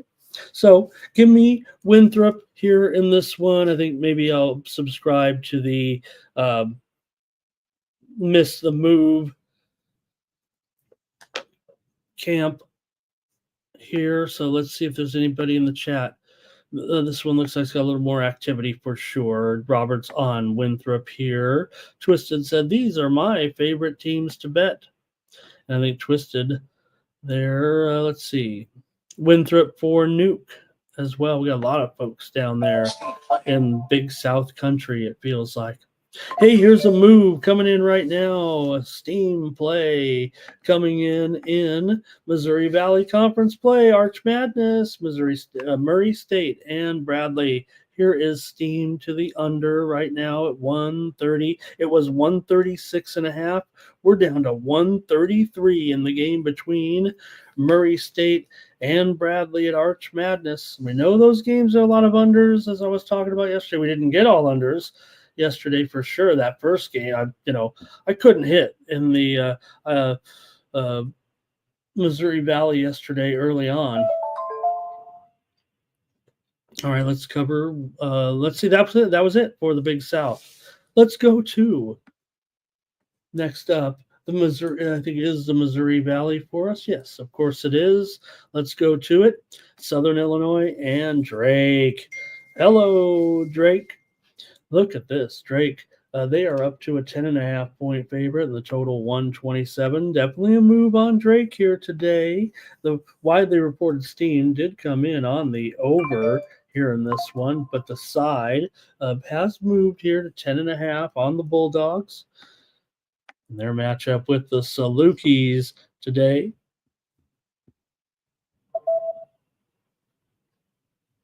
Let's get into this one. You got Drake, the top seed. They've got one of the best records in the country at 27-3 coming into this one. They're not a great spread team, that's for sure. They're just 9-12-1 as a favorite. I mean, if anything, they're always favored by too many points, it seems like. But I don't know, this one seems almost manageable here. Now, Drake did win the only meeting of the season at SIU, 75-65 as a 6.5 point favorite on the road. And now here we're, of course, at the neutral site in St. Louis for this tournament. And the total here, 127. Drake, they're 9-13 to the under as a favorite, but Southern Illinois is 12-8 to the over as an underdog here. So let's see here with Southern Illinois and Drake in this one. See what you have here with these two. I know where I'm headed in this one. I'm going to be typical here, big Missouri Valley fan that knows these. I'm going to try it again. I'm going to try to go under with Southern Illinois and Drake. Maybe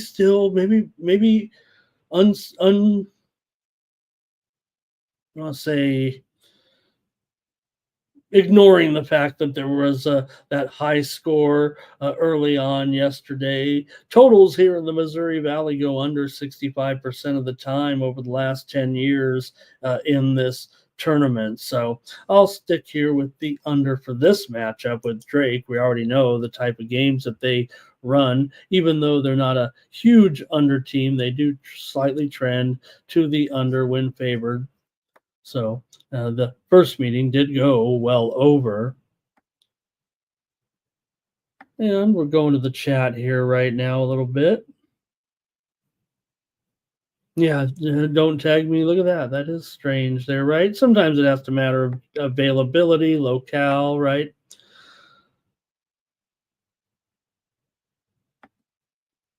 Zoe leaning first half under there. And Big O says when you got teams desperate to win, that's when the scoring goes up. Go over in Southern Illinois and Drake. I should have read that first. I'm on the under. All right. Thomas liked Presby in that game back there with Radford. Robert likes Southern Illinois here. And Thomas says, don't be Presbyterian. All right. Maybe when we bet them, we can be Presbyterian for just one day. Okay, I'm on the under with Southern Illinois and Drake. Let's go to Illinois State and Belmont here, and we've had another massive move on the total here. Talk about these low-scoring Missouri Valley, but maybe not this one, right? This total, though, opened as high as 163 at some of the books, maybe 160 by the time the other books waited for a shakedown. But now we're down to it's not even 157. It's 154. Oh, my goodness, has this one just been taking a tumble here with Illinois State and Belmont? Wow. And this one mightily going down here all night long. Almost 9 points off the rogue. I say the rogue total. It was Circa that opened this 163.5. And when I look at these teams, it should not even be close to 150. It should be well into the 160s. I get it. I just tried to tell everybody this is the Missouri Valley Conference tournament, and these games all go under, but I don't know if the Illinois State Belmont game is going to go under necessarily. Man, this seems crazy, this total right here.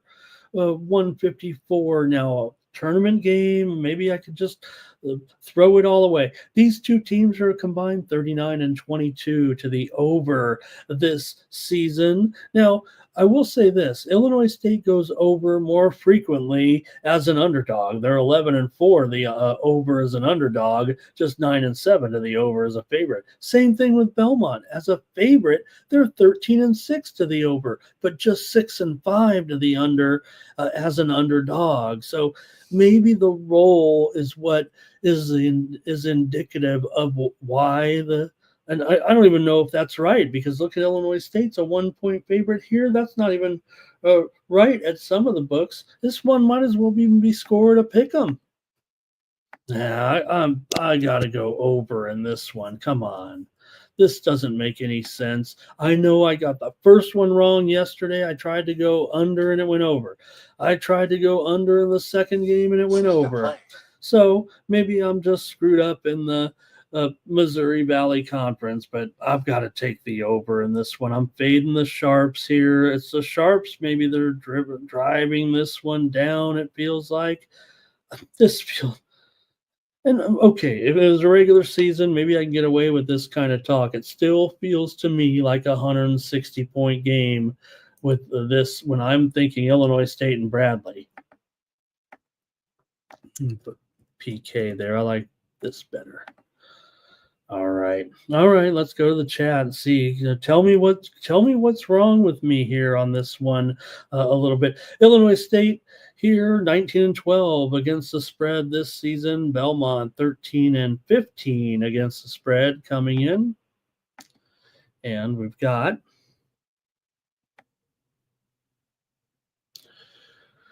Robert's on Illinois State here. And that's it. Big O says also maybe likes the over here. There's been a big move on the under, no doubt, and I'll be the laughing stock maybe here. This one's moved down so many points. All right. Not much from you guys in conference tournament play. Man, I thought we were all excited here. How about Murray State and Bradley here in this one? You've got Bradley favored by 4.5 in this matchup. The total 132.5. Here's another big time dropper. We already talked about the steam that came in this game between Murray State and Bradley. Let me update the graphics now. Maybe it's 133, maybe it's 132.5 here right now. Another huge mover here in the Missouri Valley tonight. Murray State and Bradley. This one's at 7 Eastern and 4 Pacific time. In this one, Murray State, the number 7 seed, coming in, alternating wins and losses here. They did beat Evansville yesterday, 74-53. Here, they were able to get the number. They were favored by 5.5. Bradley, meanwhile, they had the bye. Here, Bradley won 3 straight to end the season, including a couple of covers here. I think they should probably maybe take care of business here in this one, but let's see what you guys have. The widely reported steam did come in on the under here, obviously. So let's go to the chat and see what you have here. I'm kind of giving it the once over here also real quick. All right, I think we're going here. These two teams met back in February. It was 85-83. Bradley won at home, did not cover. However, the game at Murray, Bradley rocked them back in January, 74-61 to get the money in that one. All right. Here we go with Robert. He likes Murray State in this one. Don't tag me. I've got my women's action is probably going to be sent out on my free plays on Winnable. Maybe we can cover some games later on in the NCAA tournament. We are in conference tournament play. We actually were talking a little women's ball last night. That big upset by Florida over Alabama yesterday. How about that? Florida stunned the Crimson Tide. Big O likes the over here. And Thomas says Team Steam. Well, we got Thomas. I know that you've only, remember, I've been the team, we've been doing this show now for a few years. Twisted said Bradley for him today. Nuke says this will be closer than you think here. You might want to take the points in this one.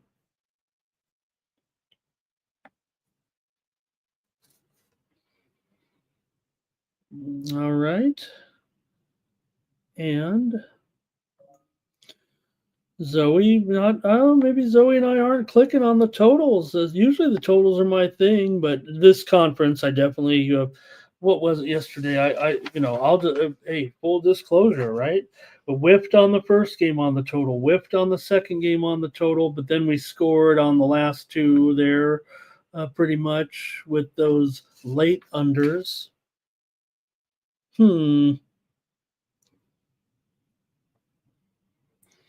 All right, this one, it's been heading down steady here for sure on that widely reported steam.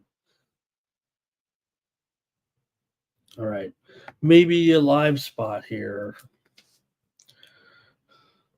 Okay, I'll go with the under here in this one in the Missouri Valley. This one feels like we get, again, maybe a little bit back to normal, like I said.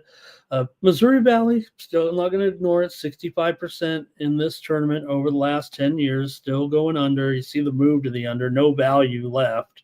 So give me the under here. Look, Bradley's an over team. They're 14-11 to the over as a favorite. Murray's 8-4 to the over as an underdog. One more in the Missouri Valley. It's Valpo taking on Northern Iowa here. And, well, if that's the line, give me my fortunes on Northern Iowa, because we know that I've got the wrong favorite listed here on the screen on a typo there, it feels like. Just fix that. Sorry about that.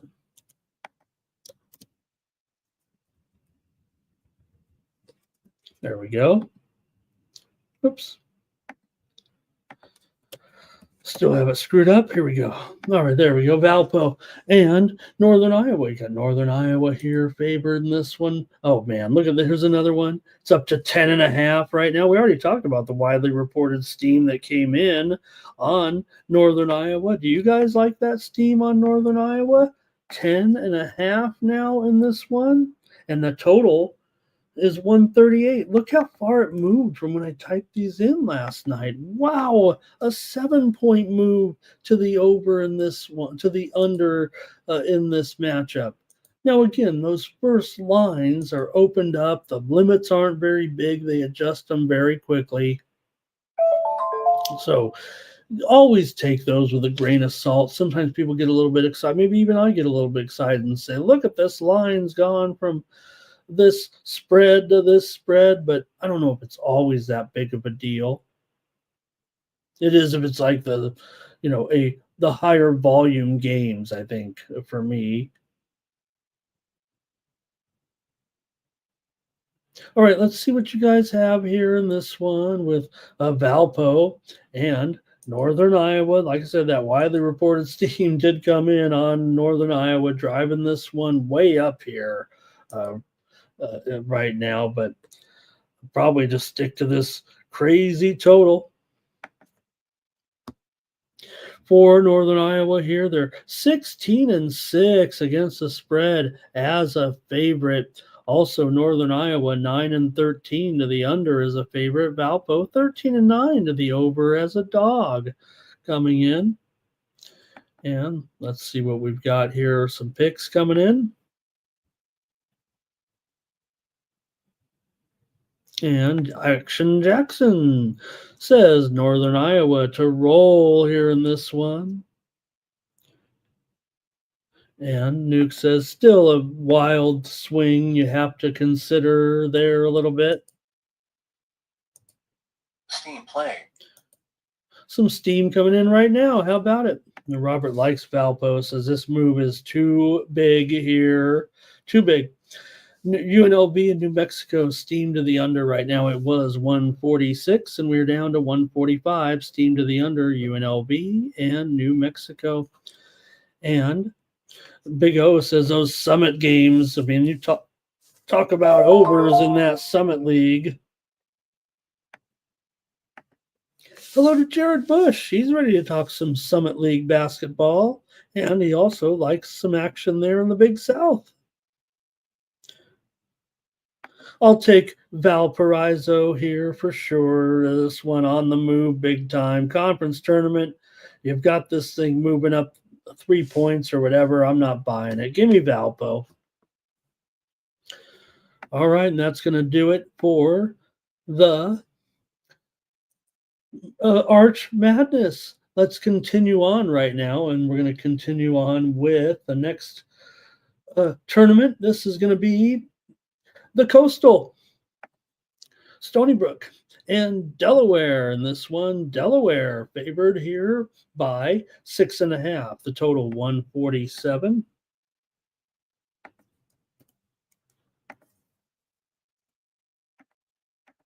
There we go. All right. And look, you got the Coastal here. And these Steam play. Coastal games here right now. Let me catch up here real quick. Steam coming in right now. And all right, here we go. Stony taking on Delaware. All right, we're at the bottom of the bracket here a little bit. We'll still cover it here. You got the two bottom teams, really. Stony 18-23, Delaware 12-19 coming in. the Stonies won 2 straight games coming into this one. They beat Elon and they beat Hofstra as underdogs. Stony playing well coming in. Delaware, meanwhile, not so much. They're failing every game here down the stretch.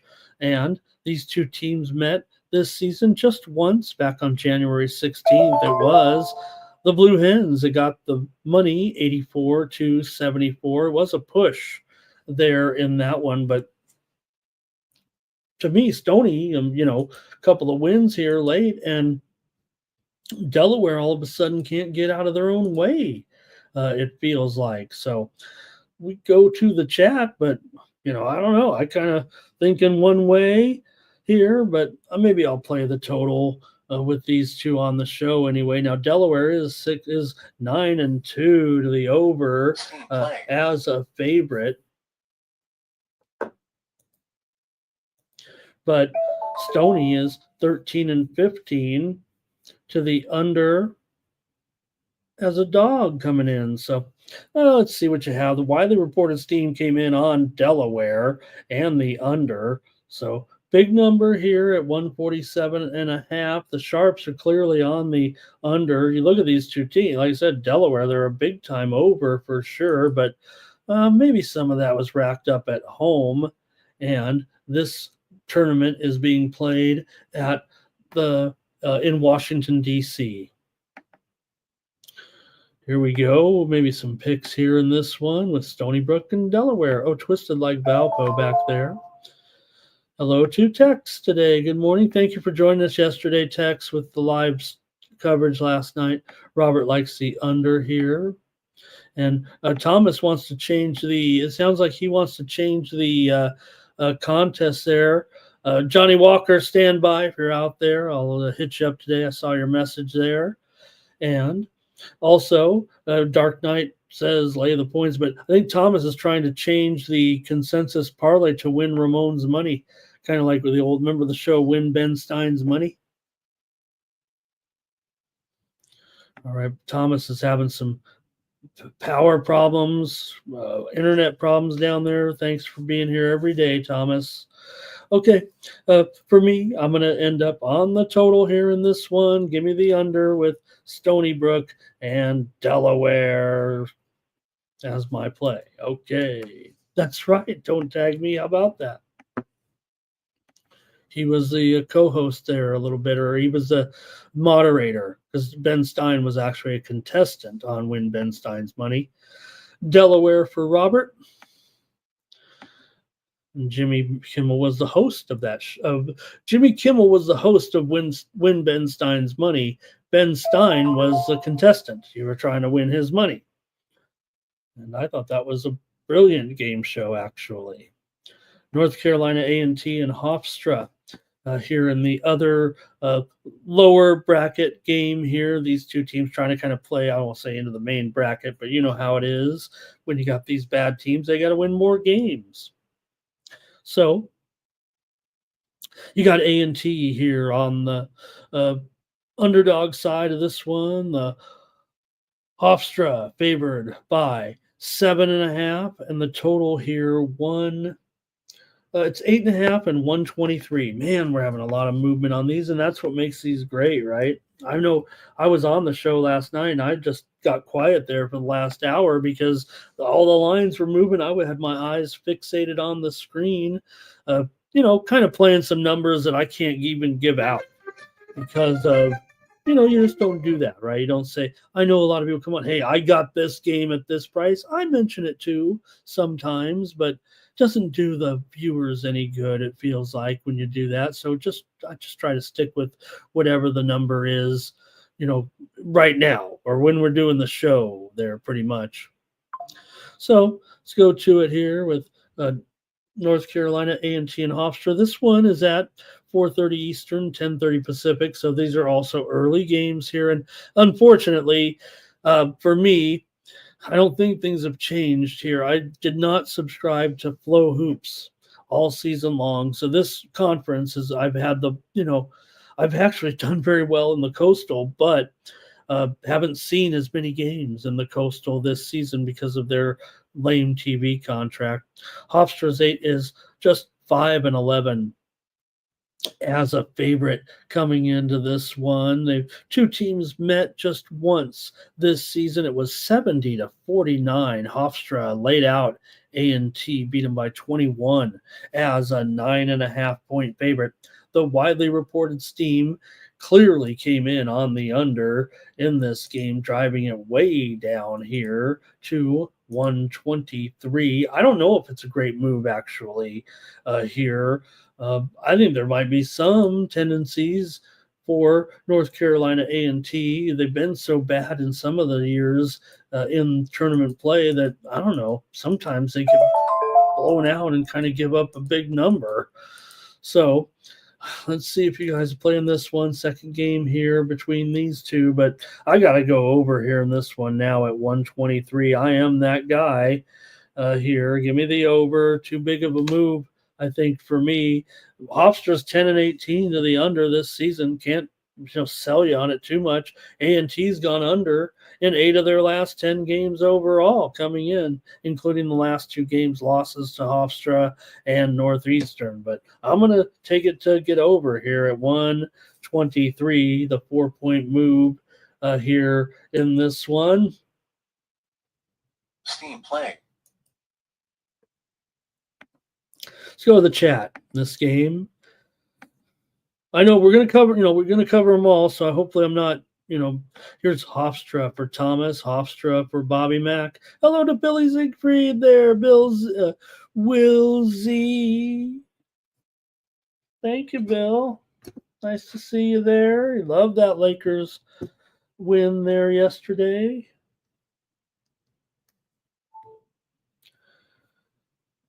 Super True, hello. There's Twisted with some more action there. And Super True likes Hofstra under as the best bet. Uh-oh. Hopefully Super True got a better. Look at that. Super True says under 123 best bet. That was after it was 127. He still likes it very, very strong here. Respect. All right. Billy talking about that Purdue game there a little bit with Illinois.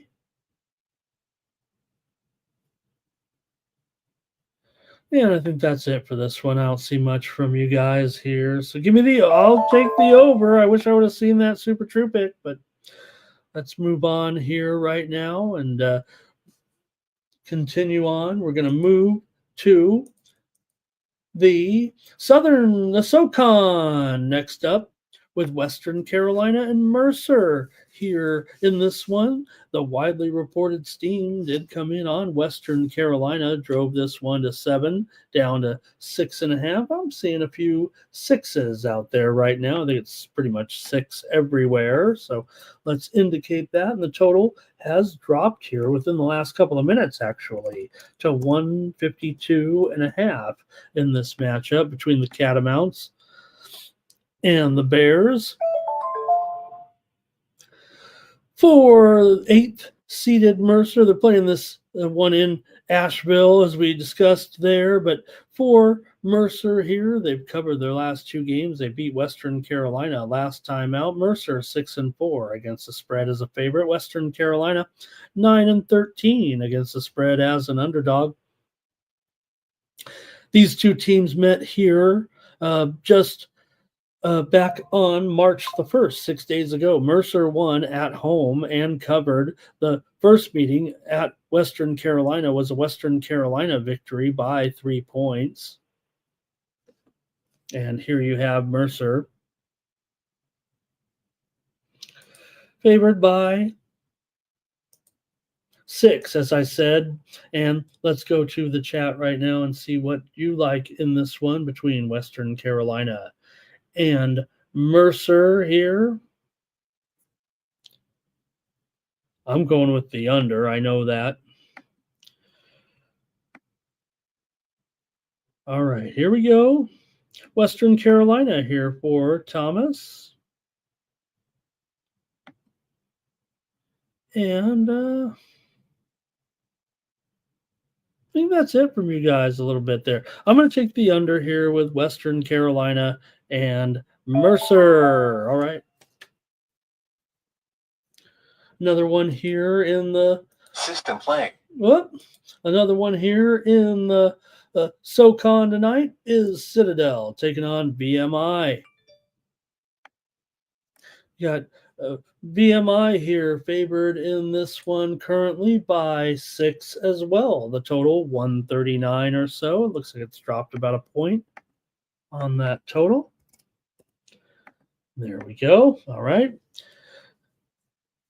Widely reported steam did come in on the under here in this one for Virginia Military. They come in here. This one, by the way, 7:30 Eastern and 4:30 Pacific. For Virginia Military, 13-8 coming in. They are the 7 seed. Citadel just 5-24 this season. Both teams coming in on losing streaks right now. The Citadel lost last time out to ETSU. Meanwhile, VMI lost to Chattanooga. These teams have met twice this year. VMI won them both, got the money both times. At home, they won by 12, laying 9.5. On the road, they won by 5, laying a point here to Citadel. I would think they could handle the business here in this one. Both regular season meetings did go over by a reasonable margin, too, it feels like. First meeting was 135.5. It went 145. Second meeting, 137.5, went to 152. I don't think they can come anywhere close to that today. I'm pretty much probably going to hammer this total right now, but let me take VMI as my pick here on the show. Probably going to have a little premium action, it feels like, on the under in Citadel and VMI. So give me VMI here to win and cover against the Citadel. And we got some comments here.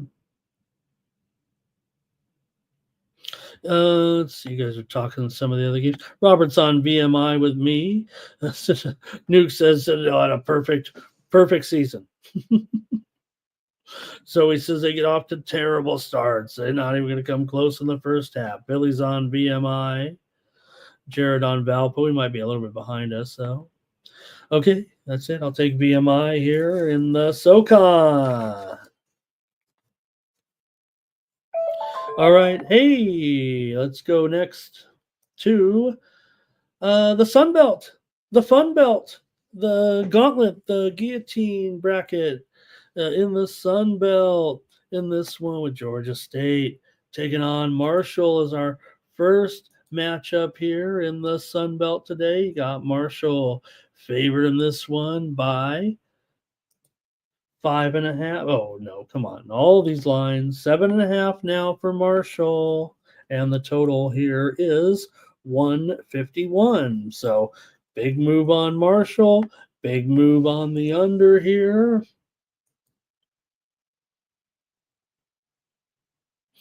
Both of them on some widely reported steam here. I didn't catch that Marshall steam. Let me mark that down. Oh, yeah, there it is.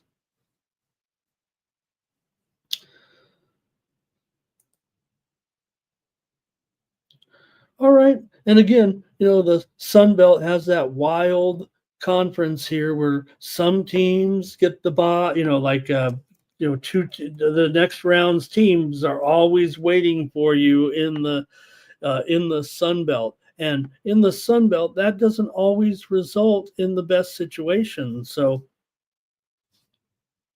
it's Marshall and App State in this round that have received the basically 3 consecutive byes to get to this point. Georgia State played, of course, yesterday, winning 80-71 over Georgia Southern. Old Dominion won that game over Texas State. Old Dominion's won 2 games in a row here in this one. Sun Belt here is definitely another tournament where these high totals always go under pretty much in the Sun Belt, man. The totals that are above 146 over the last 6 years have gone 72% to the under here, and that's where the steam came in. You see it's already lopped off 3 points. It feels like, 154 and a half down to 151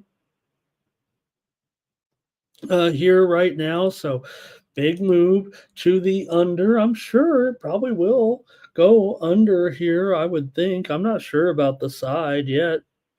So I'm probably going to just take the under, miss the points a little bit. Let's see what you got.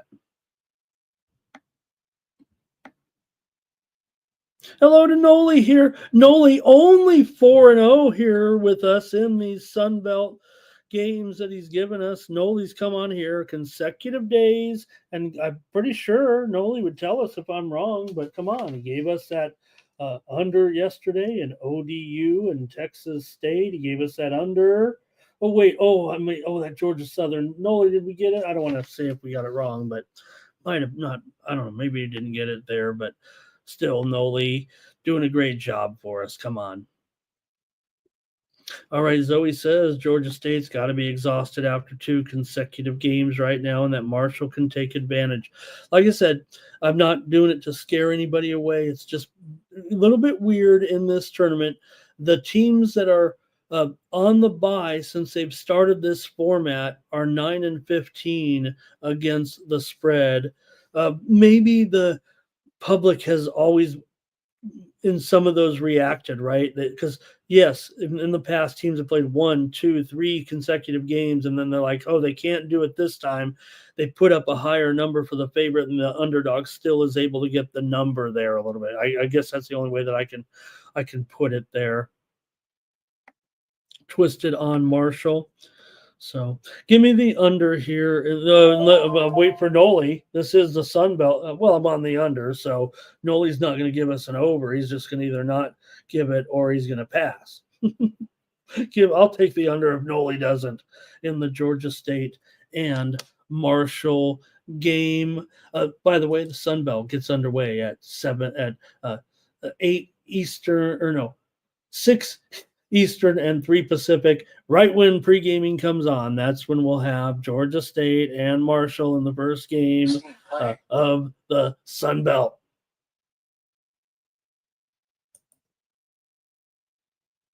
And Jim Casey says, oh no, Georgia State's only played 1 game this week. Yeah, Georgia State has played just 1 game. It is Old Dominion. Maybe someone in the chat had it backwards, but Old Dominion has played consecutive games. Georgia State played Georgia Southern, as I said yesterday, 80-71. Easy to get them confused, Georgia State and Georgia Southern. In fact, when I wrote down today, just a slip of the pen, but I had actually wrote Georgia Southern, and I had to scratch it out. I knew who won, but because of the similarity of the 2 teams, what I write for my initial, I put for Georgia State, I put GA-S, and for Georgia Southern, I put GASO, and just kind of got them wrong because of their proximity, I guess. So that's all I can say about it. Okay, let's continue on right now with ODU taking on App State here in this one. And, well, I don't know. I don't know who's going to come in. I mean, if you're going to take 1 game that's going to go under in this tournament, I mean, wouldn't it be this one? Now, maybe it's too low because everyone's kind of onto it. Or I don't want to say onto it. I'm not saying we're specifically going under here in the game between ODU and Appalachian State. But you got 17-13 App State, 6 seed coming in. ODU 3-game winning streak is a 10 seed. App State's on a 3-game losing streak. ODU went 3-0 straight up and against the spread. Close out the season. Meanwhile, Appalachian State hasn't covered a total in a half a month or longer, 3 weeks. They haven't covered a spread right now for Appalachian State coming in. They have struggled for sure. Now, Appalachian State is 6-11 to the under. As a favorite, Old Dominion went 11-19 to the under this season. Now, granted, they were 1-7 to the under as a favorite and just 10-12 to the under as an underdog. But these 2 teams met back on January 29th. Georgia State won at App State. ODU won at App State 78-77 is a 10.5 point dog. App State won at ODU 62-43 in a very low scoring game in that one. So Steam play. see what you have here in this one in the game 2 between ODU and App State in Sunbelt play. And the winner, you got the final two, not even the final two buys, right? There's still 4 teams waiting in this tournament that haven't played. Arkansas State and Troy are next to take on the winners of these 2 games. And then beyond that, you still have James Madison and South Alabama sitting at the end of the bracket waiting for the winner of those games on Sunday in the semifinals. And the Monday night is the final. So it is a eclectic, and I love it. I love the format. Okay, guys, listen, there's some steam coming in right now on the Gardner Webb High Point game to the under. It was 155. We're down to 153.5. It feels like here I gave out the under earlier when we were talking about those games, but right now the steam's coming in on the under with Steam play. that one. All right, Old Dominion and App State. Here we go. And with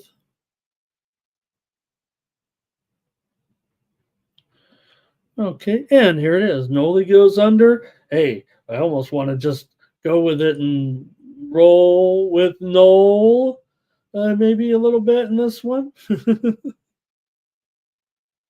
maybe I will just take that. I kind of want to use it as a premium actually, but let me see if I can get maybe I can get off the side here a little bit. And again, like I said, I mean, App State's been struggling. Old Dominion's been hot. I want to take Old Dominion. I'm going to take Old Dominion, I think, as my play. Give me Old Dominion as my play here on the show because I want to use – I like the total. I think I already kind of mentioned it. Noli likes it. So hope Noli doesn't think, hey, I could do worse than tailing Noli and passing it off as my own, but I guess there's only a couple plays I can make, so – Noli, I'm using her total as a premium here. All right, let's see here.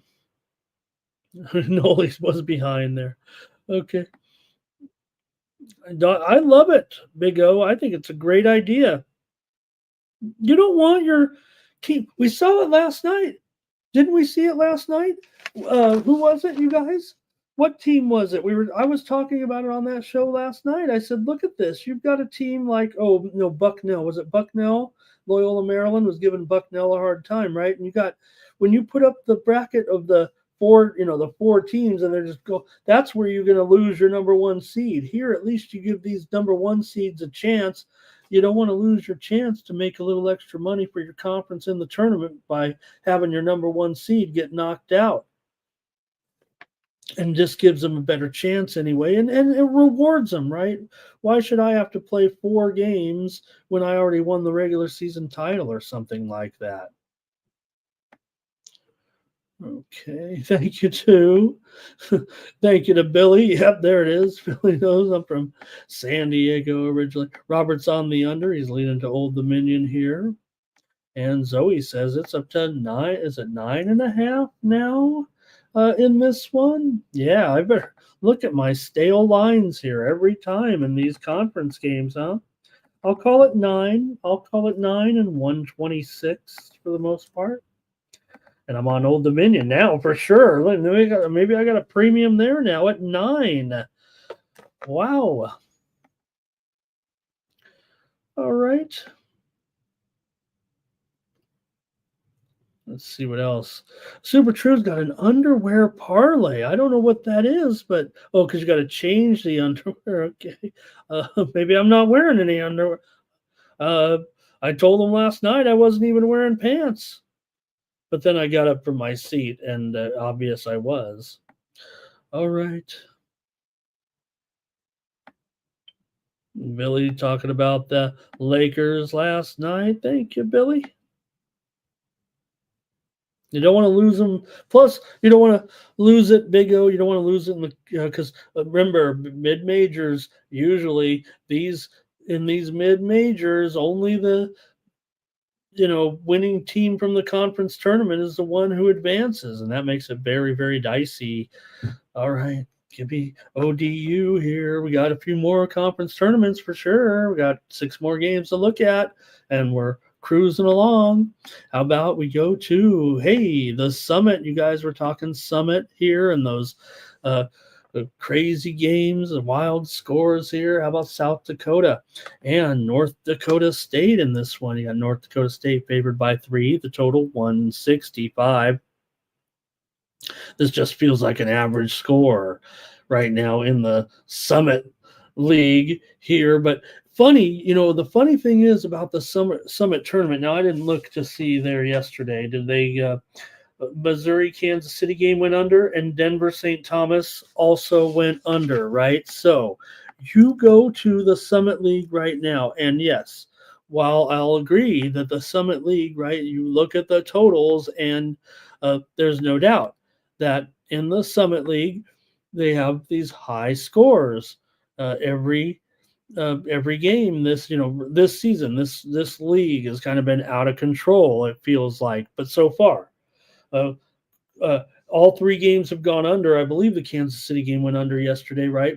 All 8 games last season went under. I think it's 11 straight games right now in the Summit League that have gone under, and they have these high totals, and maybe the pressure gets on and you're on a neutral site game. They're playing this one, of course, in the Stanford pyramid. So, that maybe favors the South Dakota teams a little bit, but they all play here at the pyramid. This is a great place. If anything, right now, I just saw North Dakota State move. This one might be getting steamed right now. It's not official, but this thing just went up to from 3 to 3.5 right now as we speak.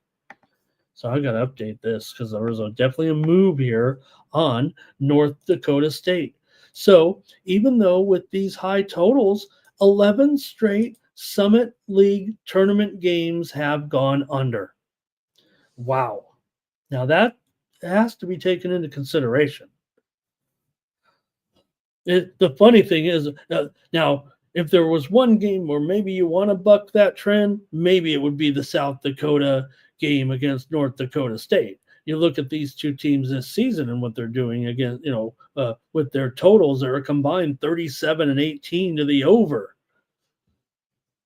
So, all right, let's go to the chat. The first meeting was 82 to 78 in favor of the Rabbits. They won, but did not cover 6.5. They blew out South Dakota on the road in January, 103 to 77 as a 4-point road favorite in a blowout. So North Dakota State had the upper hand in this series this year.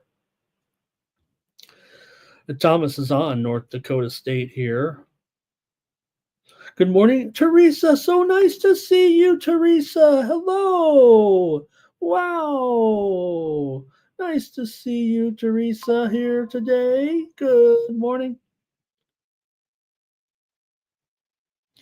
And let's see. Hello to Christopher Sella here as well. Gone that a high point over there. After that steam move came in there for Christopher Sella, ended up going over. All right. And Zoe with some nice stats here. Okay, great. Twisted says, I've got North Dakota here as well.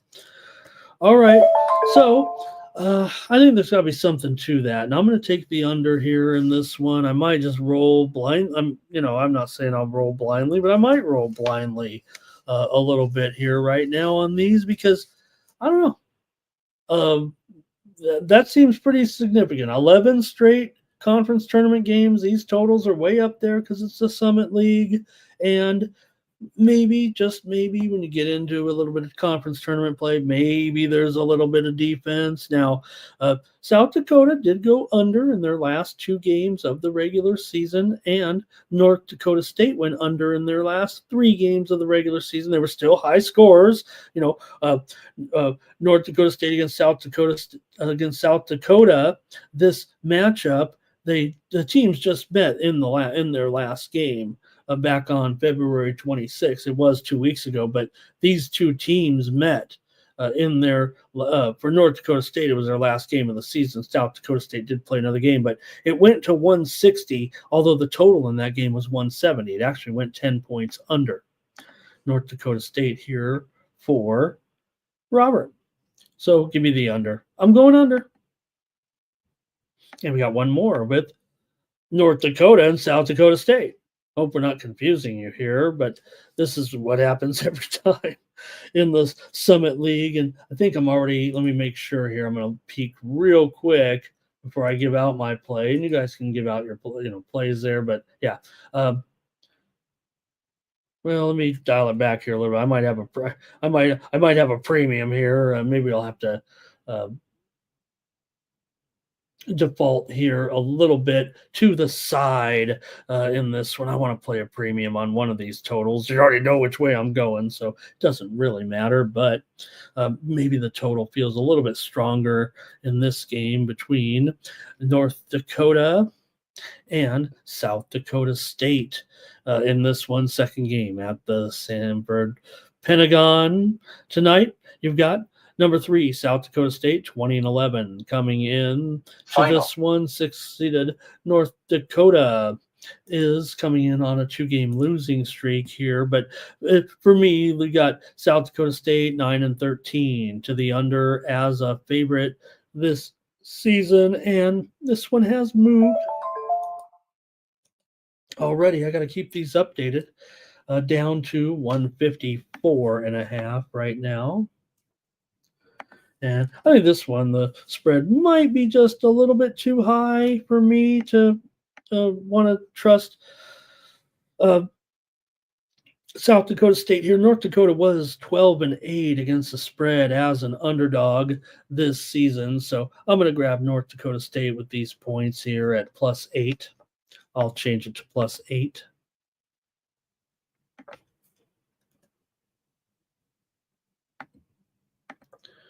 There we go. And I'm going to take North Dakota here in this one. The Fighting Sioux. I said it. Robert is on. Oh, well, let me see here. Even I get confused. Thomas on South Dakota State. Rick J. First half on South Dakota State. He said it there. He clarified that. I got it. Under here for Twisted, and who there is going to not want to go under. I probably will, but give me North Dakota here in this one. We got 2 more tournaments to look at. Let's go to the Ohio Valley next up with the UALR taking on Southeast Missouri State at 8 Eastern and 5 Pacific. In this one, top-seeded SEMO is 20-11 coming in. They did have their winning streak snapped at the final game of the season. They kind of walked through that one and lost to EIU 73-58 as a 5.5-point favorite, snapping their winning streak. For UALR, they had to play They had to play yesterday to get to this point. They beat Martin 82-77, landed right on the number, right on 5, pretty much there. So for these two, let's take a look. Some of these Ohio Valley numbers here are a little bit significant. You got Southeast Missouri favored. Let me make sure we got this one right. This one's up to 3. On a move here, Southeast Missouri. There we go.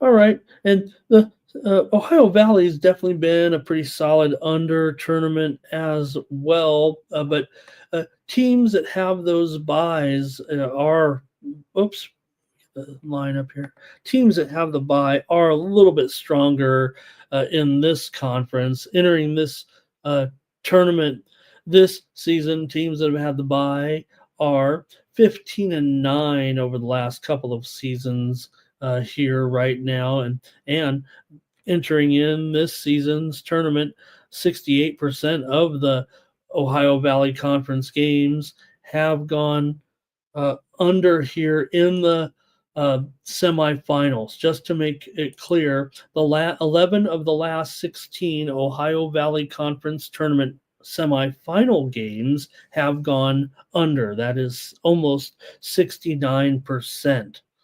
So see what you got here with these two. UALR is an under team for sure, 11 and 19 to the under this season, although just 4 and 6 to the under as a dog.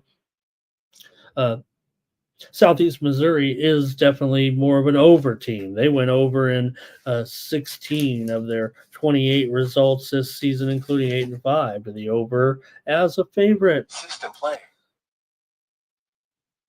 And we're ready to see what you got here. Little Rock and Southeast Missouri here tonight.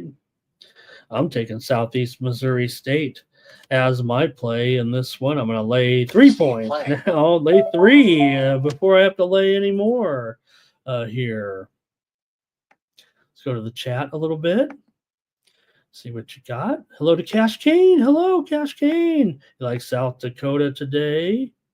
And Twisted says, I don't even know what he's saying. And there's Teresa, a little South Dakota action. Little Rock here for Cash Kane. And Bobby Mack is on SEMO with me. All right, one more here in the Ohio Valley with Tennessee State taking on Edwardsville. Here in this one, you've got Edwardsville favored by 3. The total, 141.5. I'm seeing this one probably right in the middle. Smack down 140 here possibly with Tennessee State. And SIU Edwardsville at 10:30 Eastern, 7:30 Pacific time for this one. Late night there for this matchup in Evansville, Indiana. But hey, it's Friday night. Let's have a little bit of fun here with these two. I know what I'm doing for sure in this one, even though the widely reported steam came in on the under. And yeah, I just told you about a bunch of unders in this conference. I don't think I could pass on going over in this one with a Tennessee State game in there.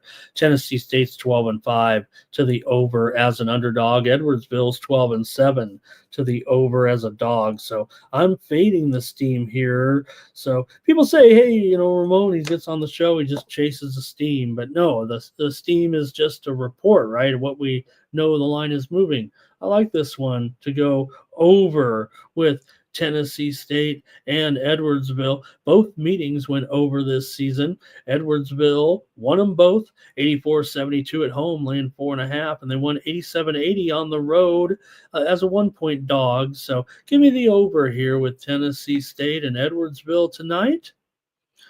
And what do we got here? Cash Kane says Tennessee State. Did I say it wrong, Twisted? Was I going back and forth on North Dakota State? Okay, to be clear, let me just say it again. I'm on South Dakota, North Dakota State under, and I'm on North Dakota over South Dakota State. Hope I got that right, Twisted. Thank you. If I messed it up, I'm sorry. Robert's on Edwardsville here.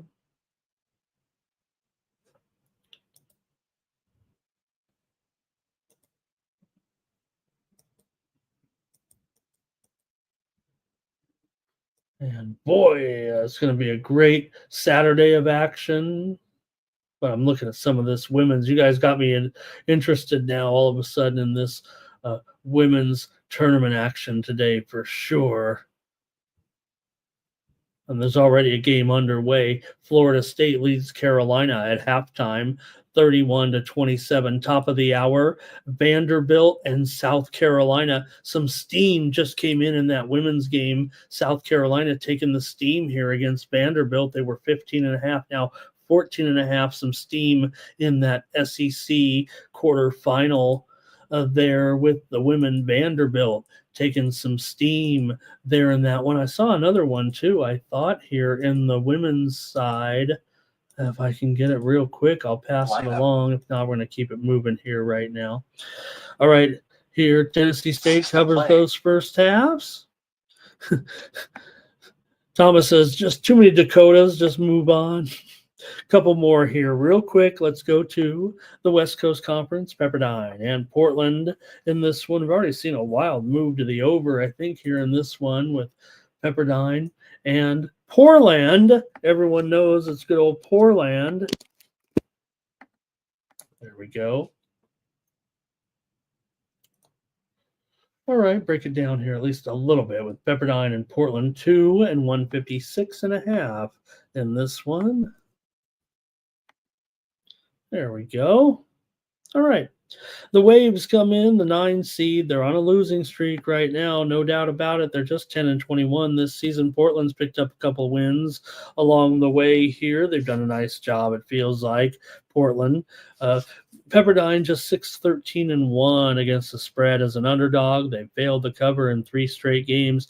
Meanwhile, Portland did lose to the University of San Diego in the last game of the season. That's not good because USD is not very good, but USD did win in their game last night, of course, late night. I was watching USD. Funny, I was talking about it with the guys. I said, Steve Lavin, you might remember Steve Lavin, pretty good coach UCLA, and they had some good runs with him. He's down at University of San Diego right now, and University of San Diego went 5 and 23 in the regular season, but they rewarded him with a 2-year contract extension. At least he went out and won the tournament game there a little bit. Look, Steve Lavin's a great guy, and he's a great coach. It's a little up against it there at Alcala Park. All right. Let's take a look here, though, at I'm taking Portland. I know I'm in a hurry here right now. I'm taking Portland here in this one over Pepperdine. Portland won both meetings in the regular season. They won just a couple of weeks ago, 87-67 at home to cover 3.5. They also won on the road by 20 as a 9-point dog back on February 1st. So Portland, probably the little bit hotter team here coming in. In fact, Portland's won 3 out of their last 5 games coming into this one, and we're on a cover streak there before losing that game to USD. So give me Portland here in this one. And Teresa says, it's Poland. And Robert's on Poland also.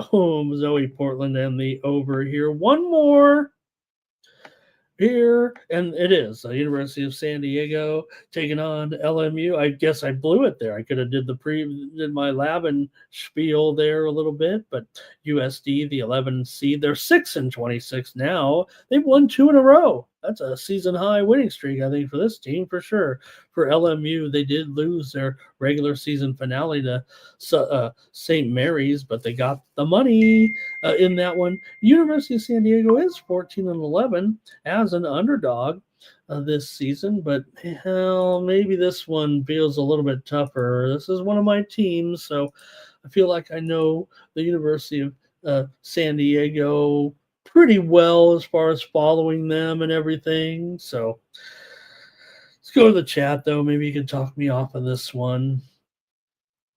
The widely reported steam did come in on the over in this game, and San Diego is 15 and 10 to the over as an underdog. LMU is 10 and 4 to the over as a favorite.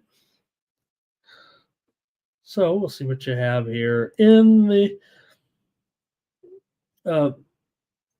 West Coast Conference tournament. We're only in the second round here, but if you've got a bye in this tournament, you are in very, very strong position. That's what Loyola Marymount is here in this one. They had the bye, and in this tournament, teams that had a bye are on a current run of 19 and 11 against the spread, and also teams that are favored, get this, in the West Coast Conference tournament, teams that are favored between 6 and 12 points. This is a pretty wide sample here. This is West Coast Conference tournament, strong favorites, 6 to 12 points are 21 and 5 against the spread in the last 26 games. That is 80%. Give me LMU here to clobber San Diego tonight. All right. And man, I'll tell you what else. This total now has, it's just out of range here. It does apply to the Portland Pepperdine game, though, if you want to consider this. West Coast Conference tournament games that have a total of 147 or higher. We're going to call this one 146 right now. But that Portland game was 156.5, right? What did we have there? Yeah, I think we had it right. I had a typo in it, but it was 156. There it is. One last stat. West Coast Conference tournament games with totals of 147 or higher are going over at 64.5%, 20 and 11 to the over with an average final score of 155.8. So that might be a little bit close in the Pepperdine Portland game, and this one quite hasn't reached 147 yet. Keep an eye on this one later on. That's going to do it for the morning steam show. We finished in plenty of time to go to those 9 o'clock. I'm going to look at some women's college basketball. Pepperdine Farm remembers. And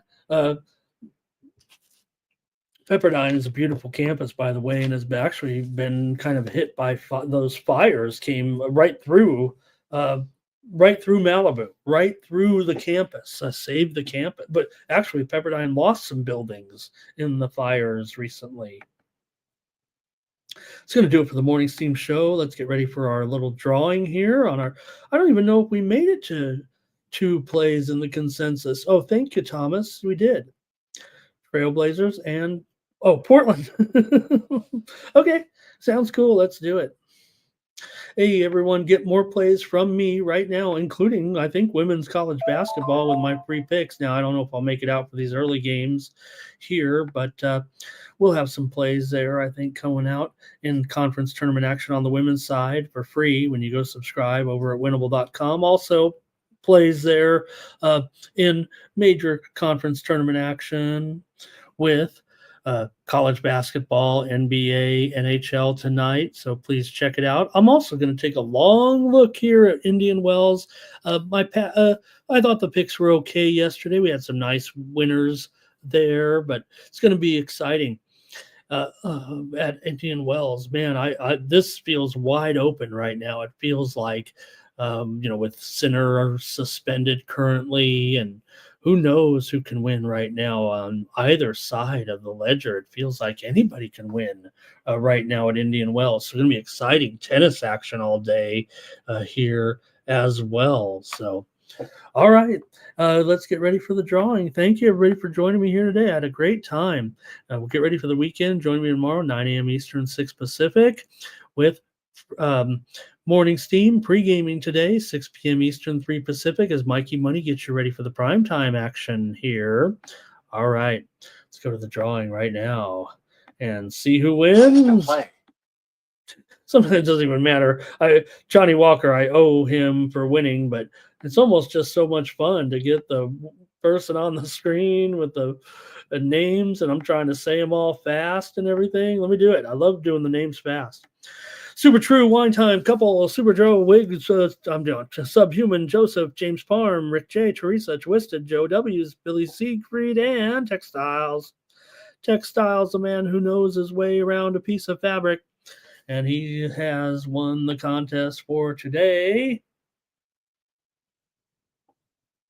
Thanks for joining me here on the morning steam. We'll be back tomorrow at 9 a.m. Eastern, 6 Pacific. As I said, don't forget, we've got our companion coverage tonight.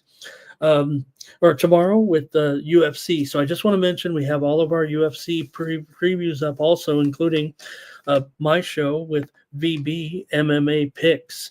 VB and his guest this week go over the UFC card. Dagestan Poppy was our special guest this week, of course, with Ankalaev going. We got to have Poppy on, talk about the big matchup between Alex Pereira and Magomed Ankalaev, the light heavyweight championship here this weekend. We also previewed 3 other fights on the card, and also First Strike is up ready and available as well from the guys. So you can grab previews of 7 fights. I think Mikey said one of them might be we might have overlapped one of them, but doesn't matter. You got Fanatical Jim, you've got Mikey Money, you've got Subhuman Gaucho, and you have Jeff M with their previews of the UFC action on Saturday. So please check that out. And also check out the previews